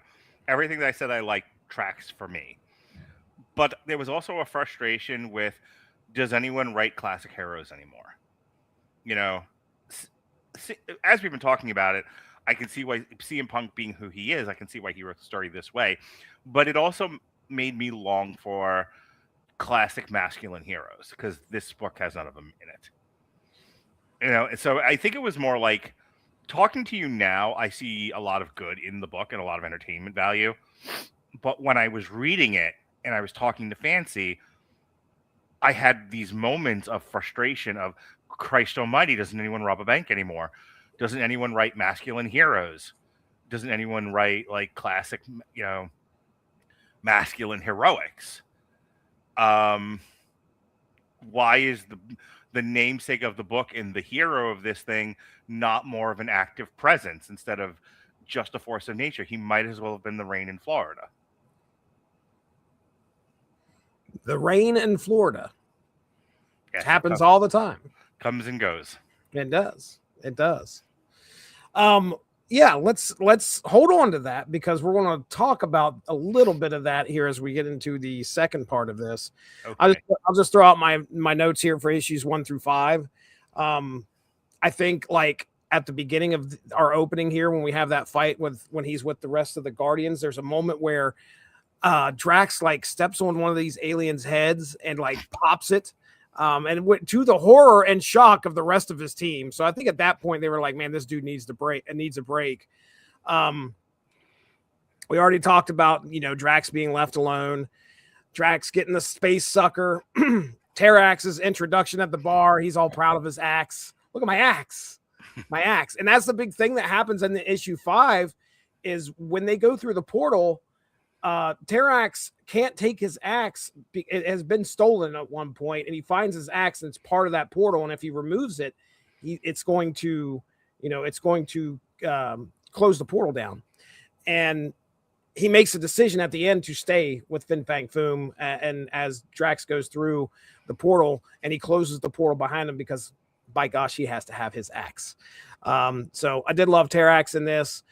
Terrax was very funny. Yes. It's so funny, because most of the stuff that I've seen Terrax the Tamer in, he's all super serious Herald of Galactus. And at this point, you're thinking, and I think issue 1, like the cliffhanger is he turns around, there's Terrax, and it's going to be Drax and Terrax in this big bar fight.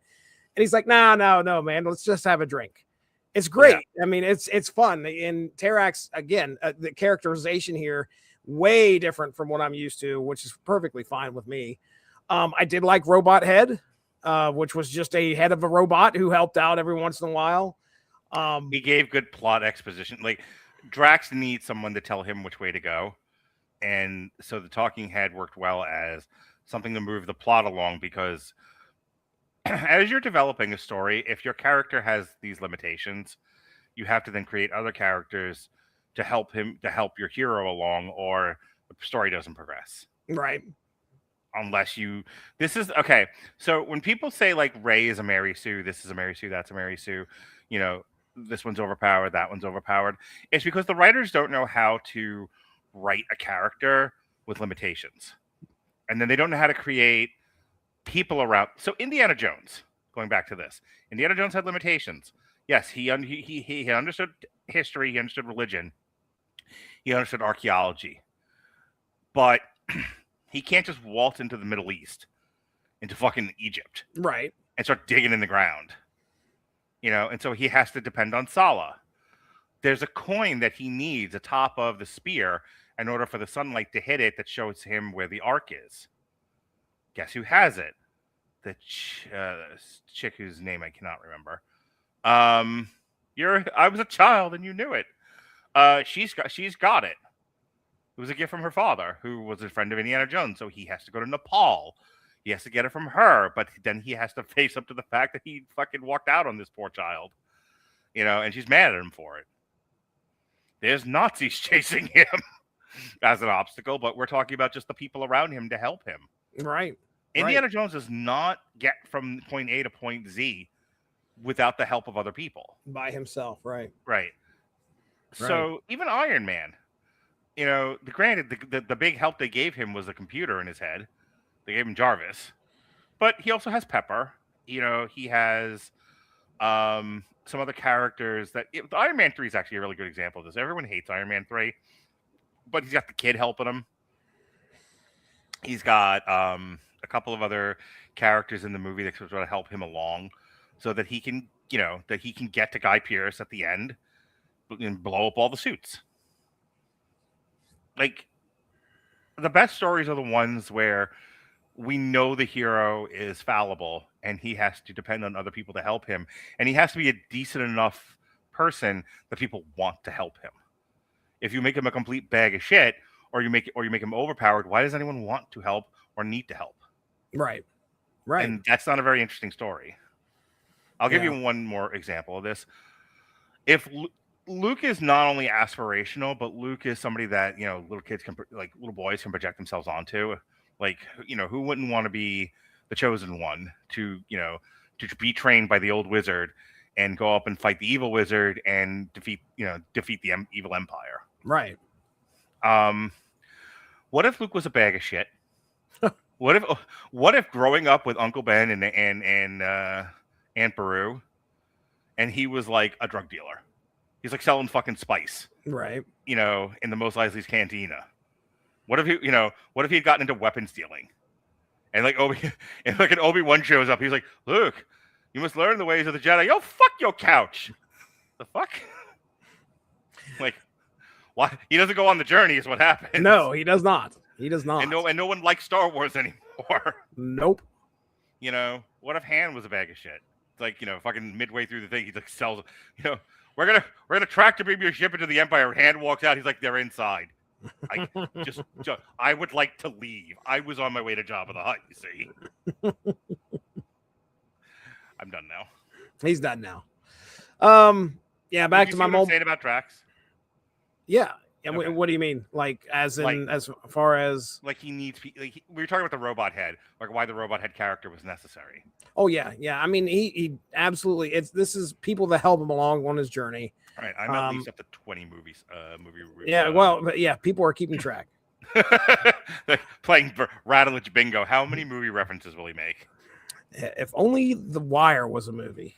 I mean, we could work that in somehow. That's the free space. That is the free. That's right.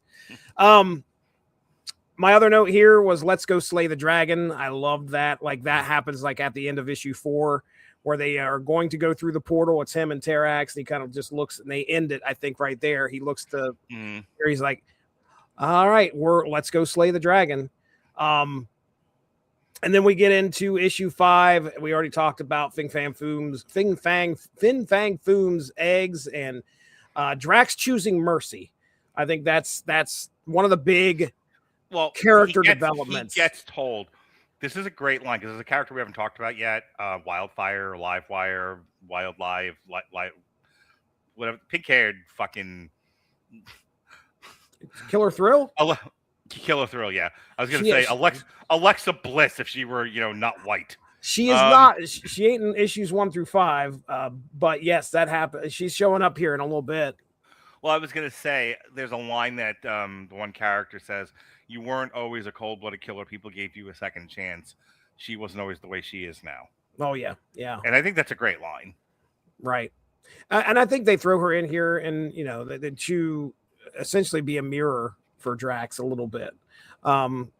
And just to kind of show you kind of like what you were talking about. If Luke was a bag of shit, Killer Thrill is what Drax might be if he was a bag of shit. Right. So, but yeah, Drax choosing mercy at this point on Fin Fang Foom. That was good. A nice little character development. And so, yeah, I mean, my main takeaways from this, it was as we get through issues 1 through 5, breezy read, fun read, a lot of humor, a lot of stuff to keep you entertained. I was definitely reminded of Indiana Jones, Star Wars, Ragnarok. At one point, there was some stuff that kind of reminded me of those movies. So I liked it. So we'll go ahead and we'll get into the next set of issues, and this is going to be issues 6 through 11. Let me get to my summary here. So after rescuing a group of abducted children, Drax turns his attention to returning them to their home worlds, delaying his obsessive hunt for Thanos. Along the way, Drax reveals an unexpected moral clarity. When offered riches to wipe out cannibals threatening one child's people, he refuses, declaring himself no one's exterminator. As the group continues their journey, they are hunted by space raiders and bounty hunters, including the deadly psychic warrior Killer Thrill, whose pursuit is fueled by a massive bounty placed not on Drax himself, but one of the children under his protection. That bounty draws in familiar figures from Drax's past, including Cammy, once a surrogate daughter to Drax, and the unreliable Pip the Troll. Their presence exposes the emotional cost of Drax's single-minded life of violence. Cammy confronts him over abandoning human connection in favor of endless combat, while others urge him to reconsider a life defined solely by revenge. Tensions escalate as Killer Thrill infiltrates the group, violently clashing with Aura, which was the bartender, which I don't think we mentioned from the first one. But yeah, he runs into the bartender named Aura. She doesn't have a tremendous amount of stuff to do in these books. No. She's just like, hey, they're abducting people from the village. She would be the NPC that kind of damn it, you fucking said it. I was like, and don't cut him off. Don't be what everyone else does to you. Don't do it to Jesse. And then you're like, NPC. And I'm like, damn it, I want to. Yes. She'd be the bartender in Fallout, New Vegas, where you go and she says, yeah, there's kids being kidnapped. Well, she becomes part of the group. She is the quest giver. Yeah. She becomes part of the group, and she's definitely got a relationship or a previous relationship with Killer Thrill here. Anyway, Cammy confronts him over. I already said that. Tensions escalate as Killer Thrill infiltrates the group, violently clashing with Aura, whose brutal confrontation leaves her gravely wounded and reveals that Killer Thrill was never after the child at all, but something far more dangerous. The truth emerges with the hatchling of a baby dragon taken from Fin Fang Foom's brood, which going into this, they thought this egg was, just never going to hatch, that it wasn't ready to hatch. And I think Drax said it was his paperweight. The infant dragon imprints on Drax, rejecting the violence Killer Thrill attempts to teach it. When Killer Thrill tries to reclaim the dragon and mold it into a weapon, Drax intervenes, culminating in a massive battle involving multiple dragons and the return of Fin Fang Foom and Terrax. Foom reveals he has rejected his former bloodlust, insisting that the next generation must not be raised in conquest and cruelty as he was. The final confrontation resolves not through execution, but restraint. The baby dragon freezes Killer Thrill, choosing Drax over her, and Drax refuses to grant her the violent death she so desires. Instead, he walks away, demonstrating mercy while ripping her arm off, but demonstrating mercy while denying her validation. Recognizing that even he cannot safely raise the dragon without imprinting it with violence, Drax entrusts the hatchling to Aura, the one person who taught him compassion, and acknowledges that his own path of destruction nearly consumed him entirely. In the aftermath, Drax chooses connection over obsession. He admits he has been away from the Guardians of the Galaxy too long and decides to return to them, leaving the space sucker behind for Cammy and the others, suggesting they may become Guardians in their own right. The arc closes with Drax no longer defined solely as the Destroyer, but as someone who understands that protecting the future and breaking cycles of violence matters more than avenging the past. That is where we leave it. Now, I want to go ahead and read, if I can remember what ChatGPT said as I was going through the book. It said something along the lines of, what happens when Drax the Destroyer, Drax no longer is the Destroyer, but becomes a Guardian.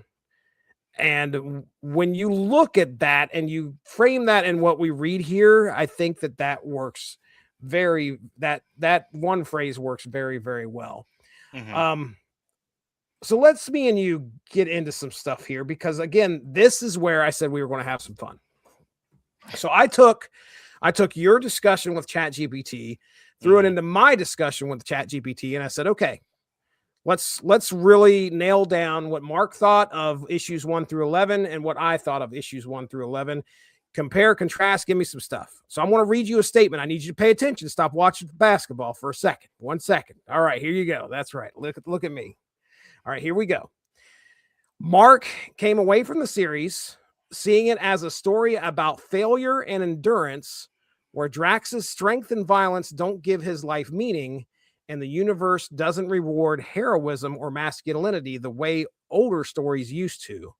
Things happen, damage remains, and the best Drax can do is keep going.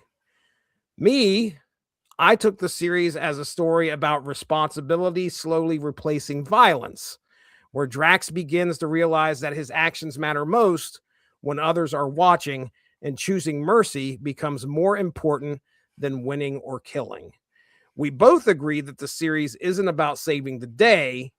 It's about what kind of person you choose to be when saving the day isn't an option. So that first paragraph, does that accurately, describe kind of what you took away from this? And I'll read it again if you want me to. No, I got it the first time, but I think you and I are in our own ways circling. I'm a deeply cynical person. I don't know if you've picked that up. You are pause for dramatic effect. You, Robert, a few others, very much Alexis, very much cling to hope. Sure. You guys have, and it's not a matter of like a negative versus positive outlook, because Robert has a negative outlook, but Robert is aspirational in his thinking. He hopes people will get over themselves and better and ascend and become the best versions of themselves they can be. I know they won't. I'm happy when on the off chance that on the occasion it does happen, but I'm prepared to be. You can't be disappointed when you expect nothing. So I have this very deeply cynical look at things. But I think you and I see the same things in the book and have different ways of talking about them. Yeah, I agree. You know, yours is shaped by hope and a belief in the betterment of each other if you just try a little harder. Mine is bent by disappointment and frustration on an ongoing basis. Right. That's not funny. Oh, that's so sad. Yeah. I have a deep resentment of people, Sure. and it comes out in the way I see the world. The fact that I'm right more often than I'm not. All right. It just kind of validates that opinion, really. Yeah. Yeah. I go where the data shows me. I don't know why. So I told ChatGPT, okay, give me some questions to ask Mark, because me and you are we're gonna try and figure out like. And where the first question was, is he in therapy? I wrote back. I said, "Well, I guess every day he is, but it's not like you think." What are you gonna do after work, Mark? Lay on my face and think about my life decisions.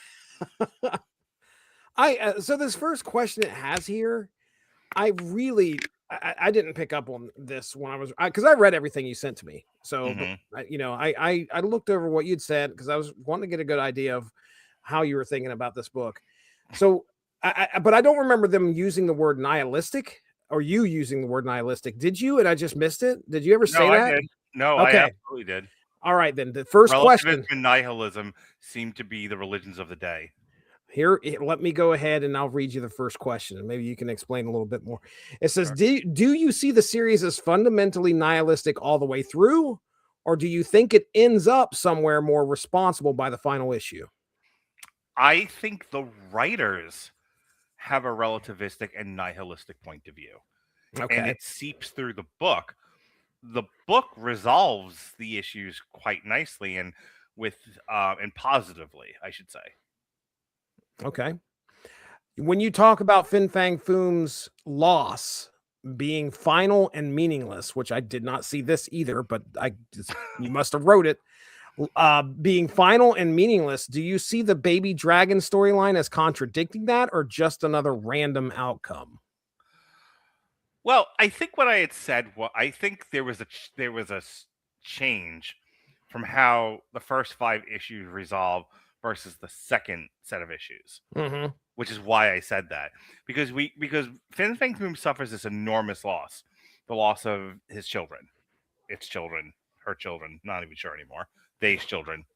I don't know if you know this or not, but Fin Fang Foom's pronouns are they them. So it told me they them and they them and flame on. Anywho, and that's the thing. It was like, okay, to resolve this first arc, we're gonna make it so that independently of anything that Drax does, because again, Raiders of the Lost Ark, whether or not though Fin Fang Foom was gonna lose his children because he didn't know, she didn't know, they didn't know that when you went through the portal, it would kill the eggs, right? And he was. I got to keep calling him he. He was going through the portal no matter what. Yeah. So ultimately, Drax is irrelevant to the story. Right. And I think that's more of what I was talking about. And then you go into the second part, and there's an egg anyway. And Fin Fang Foom's going to get everything that she wants. Now it's a she. Fin Fang Foom's going to get everything that she wants because all she wants is another baby. You come together, all that she wants is another baby. Sing it. It saw the sign. Never mind. And it opened up its eyes. And then so it gets a second shot at this, and then it's funny when it happens in the book because he's in the overalls, and Tarax is like, farming for a while was nice, but you and I both know we're going to get bored. It's going to end up being conquest again. Yeah. I think that's what it was. It was like nothing feels earned in this book. Things just happen, and some characters get what they want, and some characters don't. And some characters start off not getting what they want, but then they do by the end. But none of it had any cause. It just a causality. It just kind of Just happened. happened. Okay. That's what I mean by it's all relative. It's all random.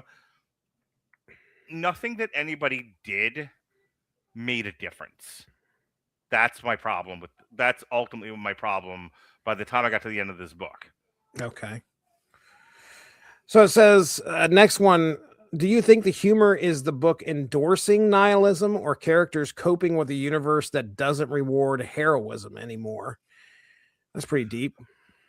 Again, you have to look at the characters are a reflection of the writer's point of view. If you were CM Punk, given everything that's happened, wouldn't you think nothing matters? Right. He quit. He left the WWE because he was injured and he was sick, and the company didn't respect him. And his being sick didn't matter to them at all. He was just supposed to work till he died. So he left. That's what they expected. He had enough money. He made demands. They laughed in his face. He was like, "I'm going home." And then they made him out to be a pariah. And then he goes and tells his story on Colt Cabana's podcast. And by the end of that, he still kind of looks like a pariah. You know, and he gets into this giant legal battle with Colt Cabana. Then he goes to AEW and says, "How was I supposed to get better in the place that made me sick?" And everyone cheers. Mm-hmm. And by the time he leaves AEW, he's a fucking pariah. If you're CM Punk, just saying, and you have any insight at all, you have any self-reflectiveness, and you feel like the only one that loves you in this world is your fucking wife and random ass fans, but ultimately everywhere you've gone, you have not clicked. It has not worked out. You have left the place worse than when you came to it. Despite the fact that everything in your being wants you to, you're CM Punk, emphasis on the punk. You want revolution. You want change. You want to make things better. You want your actions to matter. And all you keep being told is it doesn't. The WWF is one of the most profit-bearing, successful places in the world. And all anyone wants to do is throw money at it. If you're CM Punk, what a slap in the face that is. Oh, yeah. If you're CM Punk and you're like, this company hurts, it kills people, there's a cultist who's a rapist. There's a lot of ists in this company. And here we are in a world where Saudi Arabia is going to give it zillions of dollars to perform its monkey show. By the end of that trip, you're like, fuck it. Pay me too. So that I can insulate myself from the fact that nothing I do in this world matters. Matters, right? People may appreciate it. People like art.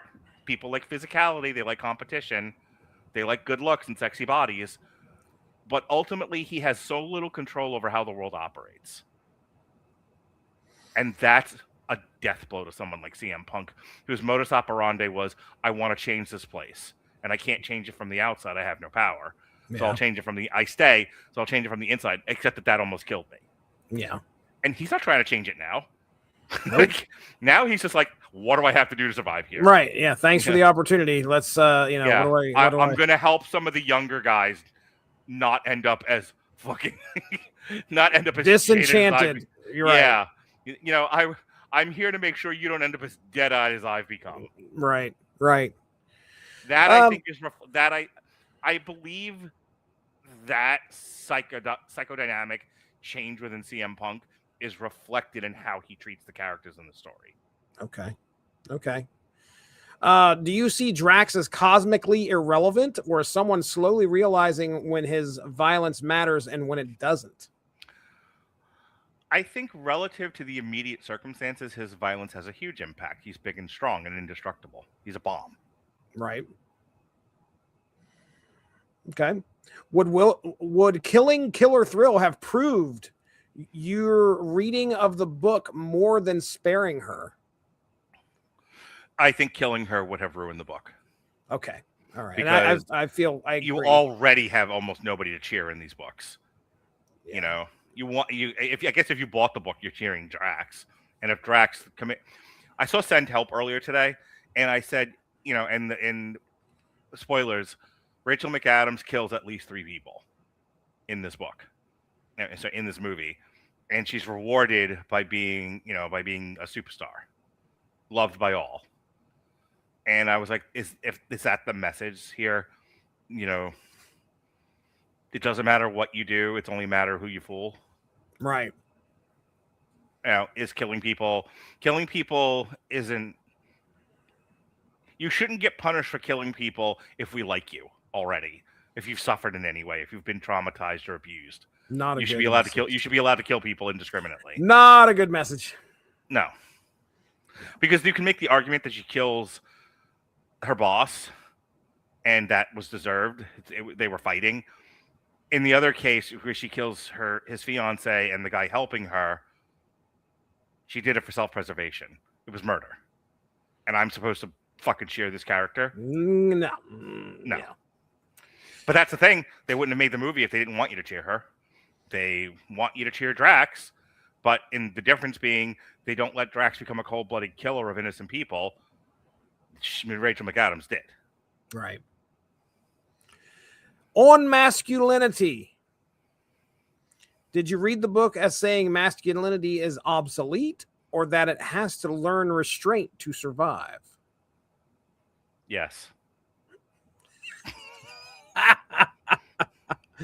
Let me read to you why this works. This is what it says. It says, why this works reframes cosmically irrelevant into evolving. Mm-hmm. And let's mark nuance his poetic, post-heroic masculinity take. So I've been watching a lot of 80s and early 90s stuff, and the big takeaway from a lot of it is masculinity is fine, but masculinity should not be overtly threatening or undermining. Mm-hmm. And you can't get away with we should have masculinity if that's what it's going to be. We can define masculinity as something other than undermining or threatening. Mm-hmm. I agree. There's plenty of ways to define masculinity elsewise without watering it down or, constraining it to the point of irrelevancy. Last one. Okay. You talked about endurance replacing meaning. Did you? Kind of. Drax has to just get to the end of the book, mm-hmm. and it'll all be okay. Do you think as opposed to creating change? In other words, Luke has to actually do some things. Luke has to save Princess Leia, and the odds are against him that he's gonna. And even when he does it, she's skeptical. Shorty McGee can pull it off. Mm-hmm. And then they are immediately shot at by every stormtrooper in the galaxy. Then they're in a garbage bin where Luke is attacked by a monster, and then they finally get out of the Death Star, lose Obi-Wan Kenobi along the way, and get to Yavin. And then he's like, "Here, get into this. You're an able-bodied boy. Get in this fighter. Go attack the Death Star. I'm not even gonna get a training mission here, am I? No, sir. Get right in the seat. We saw you flying around in your little sand speeder. It's good enough. Good enough for government work." And then it's like, all right, go attack this big thing and shoot this small target with these big missiles. Lots of luck. Luke has to do things in order for the plot to move forward, and he has to be successful at it. Right. What did Drax have to do for this to be successful? He had to last while things unfolded around him. Pretty much. I'll give you, again, the bride. The bride has to endure and conquer all of the different Deadly Viper Gang people. Yeah. Or the plot doesn't move forward. She's not just wandering around waiting for things to happen or fucking waiting for Godot, Right. You talked about endurance replacing meaning. Do you think the ending replaces endurance with responsibility? Sure. I think what it's trying to drill down on there is about how I took away, the whole imprinting thing and how Mhm. Drax learns a lesson by the end of this, right? He Sure. learns. I'm agreeing with you. He learns the lesson that violence at the start of things being There brought can't be up in more to this world. There can't be violence can't be the only thing in this world. It can't be the only solution. yes, and raising someone surrounded by death and violence. Well, I think that's actually a brilliant point now that you mention it, because I didn't think about this before. But Drax is a blunt instrument. He's a living weapon, and when the Guardians don't need a living weapon, they don't need Drax, and Drax feels it. It hurts it hurts his heart. Why why is this? Why is this the only way I'm seen? Right. You know, there was a great bit in Ted Lasso about Isaac. You know, you look at Isaac and you see, this big, strong, hulking human being, and it's like Isaac, like, does anyone else see that I'm like a sensitive person? And and I hate the fact that you think that I would be prejudiced against you being gay when the whole thing with Colin happens. It's like Colin doesn't want to tell Isaac, and Isaac's like, what hurts me about this is that you don't trust me, that I would be kind to you, that you think, based on how I look, based on how I am, that if you tell me you're gay, I'm going to have negative feelings towards you. We're friends now. Why wouldn't we be friends after you tell me this? Because there's a genuine fear that if you tell someone you're gay, they will think differently of you. Mm-hmm. And Isaac takes that very personally, Mm-hmm. because Isaac is judged by his appearance. Same thing here. Drax is like, if all I am is a weapon to people, and I am basically a knife that you put back in the drawer when you're not cutting things, the fuck is life then? What am I supposed to be doing? How do I become more than a weapon? Right. He starts to realize that, I mean, I feel like he realizes he has been brought up that way. He believes that's his singular focus in life now is to, kill and murder. And specifically now it's, Thanos is on the agenda. A lot of this story is Aura, Cammy. I think Terrax even looks at him. Terrax, the farmer, looks at Drax and says, you need to chill out, dude. You need to chill out. You need to stop thinking and having this singular focus. Maybe you don't go and kill Thanos. How about how about you just give it a rest for a little bit and maybe chill out? And by the end of the book, he starts to realize that it's an unfortunate situation that he is like that, and he does not want something else or anybody else to. It's not a way to live, and that's why no way to run a railroad. That's why he doesn't let the baby dragon go back with Fin Fang Foom, and that's why he doesn't take care of it, because he knows that this thing needs a better chance than he did, a better chance than Killer Thrill did. So yeah, that's a lot of what I took out of the book, is that he's basically learning that, okay, this isn't a good way to live. It isn't like he just goes, okay, I'm done. And then he's like, I'm going to go, where's the farm at, Fin Fang Foom? Let's go, raise some space wheat. I don't know. But it was so much gayer than that. They were like growing fucking like tofu, or some shit. Yes, yeah, and Terrax is like no more kombucha for you. Right, no more kombucha for you. You think this was written by somebody who's very much living in the now? Oh, goodness me. That new wave CM Punk. Anyway, all right, well, there it is. That's our discussion on the final arc, issues 6 through 11 of Drax. Have you ever thought about CM Punk the way I talked about him tonight? Or were you just like, Jesus Christ? Or did you have the experience that I have with other people where you're just like, oh my God, I didn't sign up for this TED Talk? Oh, look, I am a big fan of CM Punk. I thought you say you're a big fan of me, and I'm like, well, I understand that. Oh, well, thanks. No, I'm a big fan of CM Punk. I've always found his career interesting. I always felt like, I was more of a supporter even though he was kind of a bag of dicks there for a little bit. But I always respected him and the athlete that he was. I was running around here calling Colton CM Starch when he was younger. So, but yeah, as a writer, I completely get where you're coming from, looking at what his career and the experiences that he's had influenced the story that he wrote here. Yeah, I think it's good observations, and you put a lot more thought into what type of person CM Punk was and knew way more of the trials and tribulations that the man had faced. Don't give yourself too little credit. You have to remember, I am a professional therapist, and for the past almost year, I have been thinking about the world and then writing about the world and talking about the world via social media as somebody looking at it through a psychological lens. Right.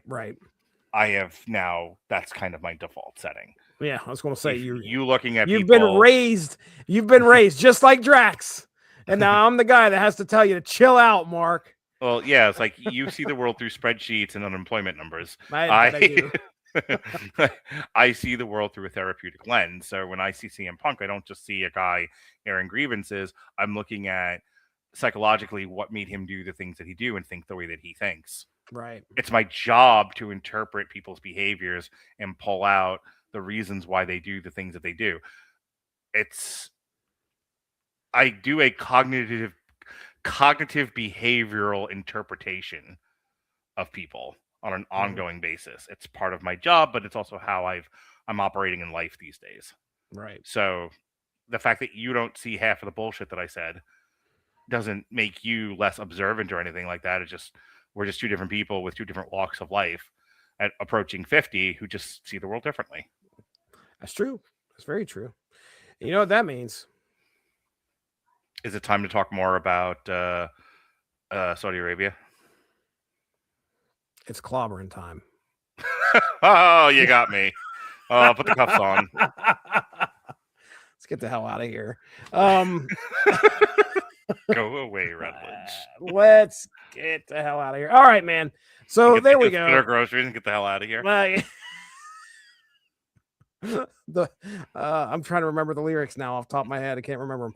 All right, let's get into plugs. There's a sale on beans. This is the guy that skips work, right? That doesn't because he doesn't, because he's eating beans all day in his bathrobe. He's eating beans all day in his bathrobe. Right. He went to the grocery store to get beans. You did not know about the Beans concept album. I have it all lined out. Those are the first two songs right there. Oh, just eating beans. No, I'm not. I'm not serious. Although, boy, that would be kick ass if I could come up with something.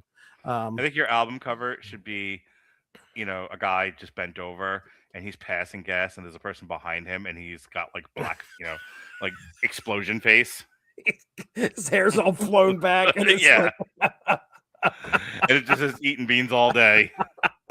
Eating beans all day.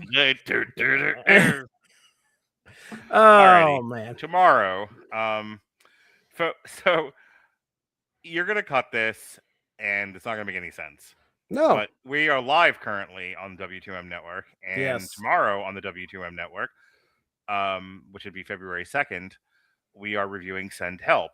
I'm eating beans all day. Tuesday, Alexis and Deshaun, like the Muppets, are together again. And they are reviewing. She lost Jason and gained Deshaun. Just basically zero sum.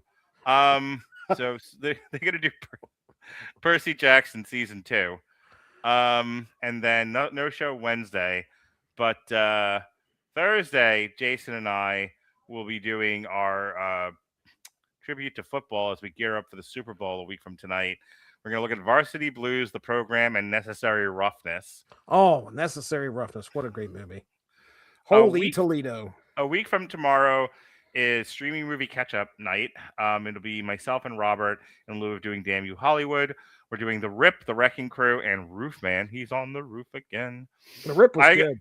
By if I'm gonna say yes to Kat and Mick every time they ask me for something because they batted their eyes at me, I have to say yes to Alexis just out of loyalty alone. So so she wants me to watch the new 2026 Muppet Show pilot. And it's not a tall ask, so we're gonna review that on the 10th. And then Black History Month continues. We did an early Black History Month show with Bamboozled in the middle of January. We are going to continue looking at Black cinema with some classics from back in the 80s. As rap was starting to get popular, they were starting to make movies about it. And those movies are, two of those movies are Breakin' and Breakin' 2 Electric Boogaloo. That is a real title, Jesse. I did not just make that up every time I've said it. That is the real name of the movie. I know. I think that never mind. What's your problem? Oh, I was just thinking there is a distinct memory that I have of going to go watch a movie at a drive-in. And I believe they had a double feature of Never-Ending Story and Electric Boogaloo 2. Hey, guess what I'm doing a week from Friday? Tell me. I'm taking Your National Nightmare to go see an Alice Cooper cover band for a birthday. Would you like to be disappointed in me now? When is the Metal Hammer of Doom happening? The 15th. And you're going when? That weekend, the 13th. Cannot wait to discuss it with you. She currently is working. She's doing well, and she doesn't have any men in her house doing domestic violences. So I think we're going to manage to get through this particular one. Let me know if you get there on time. That we'll start. I told her, I gave her a schedule, and then I took time off for it. So this is either going to go very, very well. Just in case. Well, Jesse, I'm going to tell you this right now. This is either going to go well and swimmingly and without issue, or it's going to be another 6 months before she sees me again. I understand. Thin ice. Understood. I've been told recently that I've alienated a lot of people, to which my answer was good. But also mission accomplished. Score one for the good guys. But I will say this, in all seriousness, I have no problem walking away from people. I get it. I add value. I try to add value to every life that I come across. If you're not doing that back, why would I bother? Right. I get it. So that's what's going on with me. What's going on with you? Oh my goodness. Well, yeah, ladies and gentlemen, listen, go back in the archive. You can listen to me and Mark Radlich talking source material all the time. Yeah, we got a lot of shows in the past. My goodness, we talked about The Crow. We talked about Layla Starr. I don't have the schedule up. I'm venting or vamping. That's what it is. I'll start venting here in a second. Give me a minute. You're vanting, glamping. There's a tent out back. I got electricity going to it. Woo, doggy. I'm glamping. So cold lamping. No. Okay. So yeah, as far as what Mark and I have done in the past, I think tomorrow, as far as this, anybody watching live can hear me and Mark Radlich talk Happy, the comic book by Grant Morrison, if I remember correctly. Yeah, we were on our Grant Morrison kick at that point. So we got Happy, and then a couple weeks later, we got Joe the Barbarian. So yeah, you can check us out talking about that. I think me and Evan are going to be recording snap material here on the 3rd. So if you... That reminds me, I forgot Valentine's Day. I have 2 sweeties on Valentine's Day. One's Erica, the other one's Evan, both E's. And neat.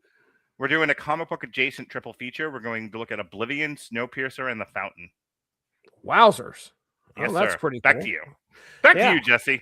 Well, Marvel Snap is where me and Evan Bevins could be found there. And I think we're recording our newest episode on this coming Tuesday. And now, when you guys play Strip Snap, do you upload it to your OnlyFans? Here it goes. Which one of you has the OnlyFans, you or Evan? Or is it like a joint account? Oh, shoot.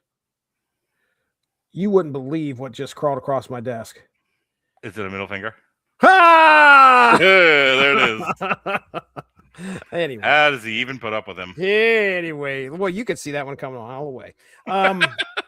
So right when you poop today. I'm about to check your temperature. Heavens to Betsy. Oh my The goodness. funniest fucking thing in the world is that I've got my kids doing now. Heavens to Betsy. Nice. Yeah. Very nice. It is Very always great when you can get your kids to do something that is completely anachronistic. nice. Just yes, they have. Yeah, they're not yelling 6-7. They're doing oh heavens to Betsy. Oh, heavens to Betsy. Yes. Nice. Very nice. Oh, or the other one that I'm really famous for now with my kids. Oh, my stars and garters. Oh, that's good. That's good. That's a comic book reference too. Yes. So Heavens to listen. Murgatroyd even. Oh my goodness, even. As far as the Unspoken Issues podcast, you can hear me, Dean and Derry talking G.I. Joe, the Ben Zaheen saga, Trucial Abysmia War. Yeah, check that out. That was a lot of fun. 90s comics all the time over there. And I think that's it. That's all I have on the schedule right now. So with that being said, we are getting out of here. That over there is Mark. All day. He's eating beans all day. I'm going to have a tuna pack for lunch. That is Mark Rattledge. I'm Jesse Starcher. Thank you very much for joining us. We'll talk to you soon. Bye-bye.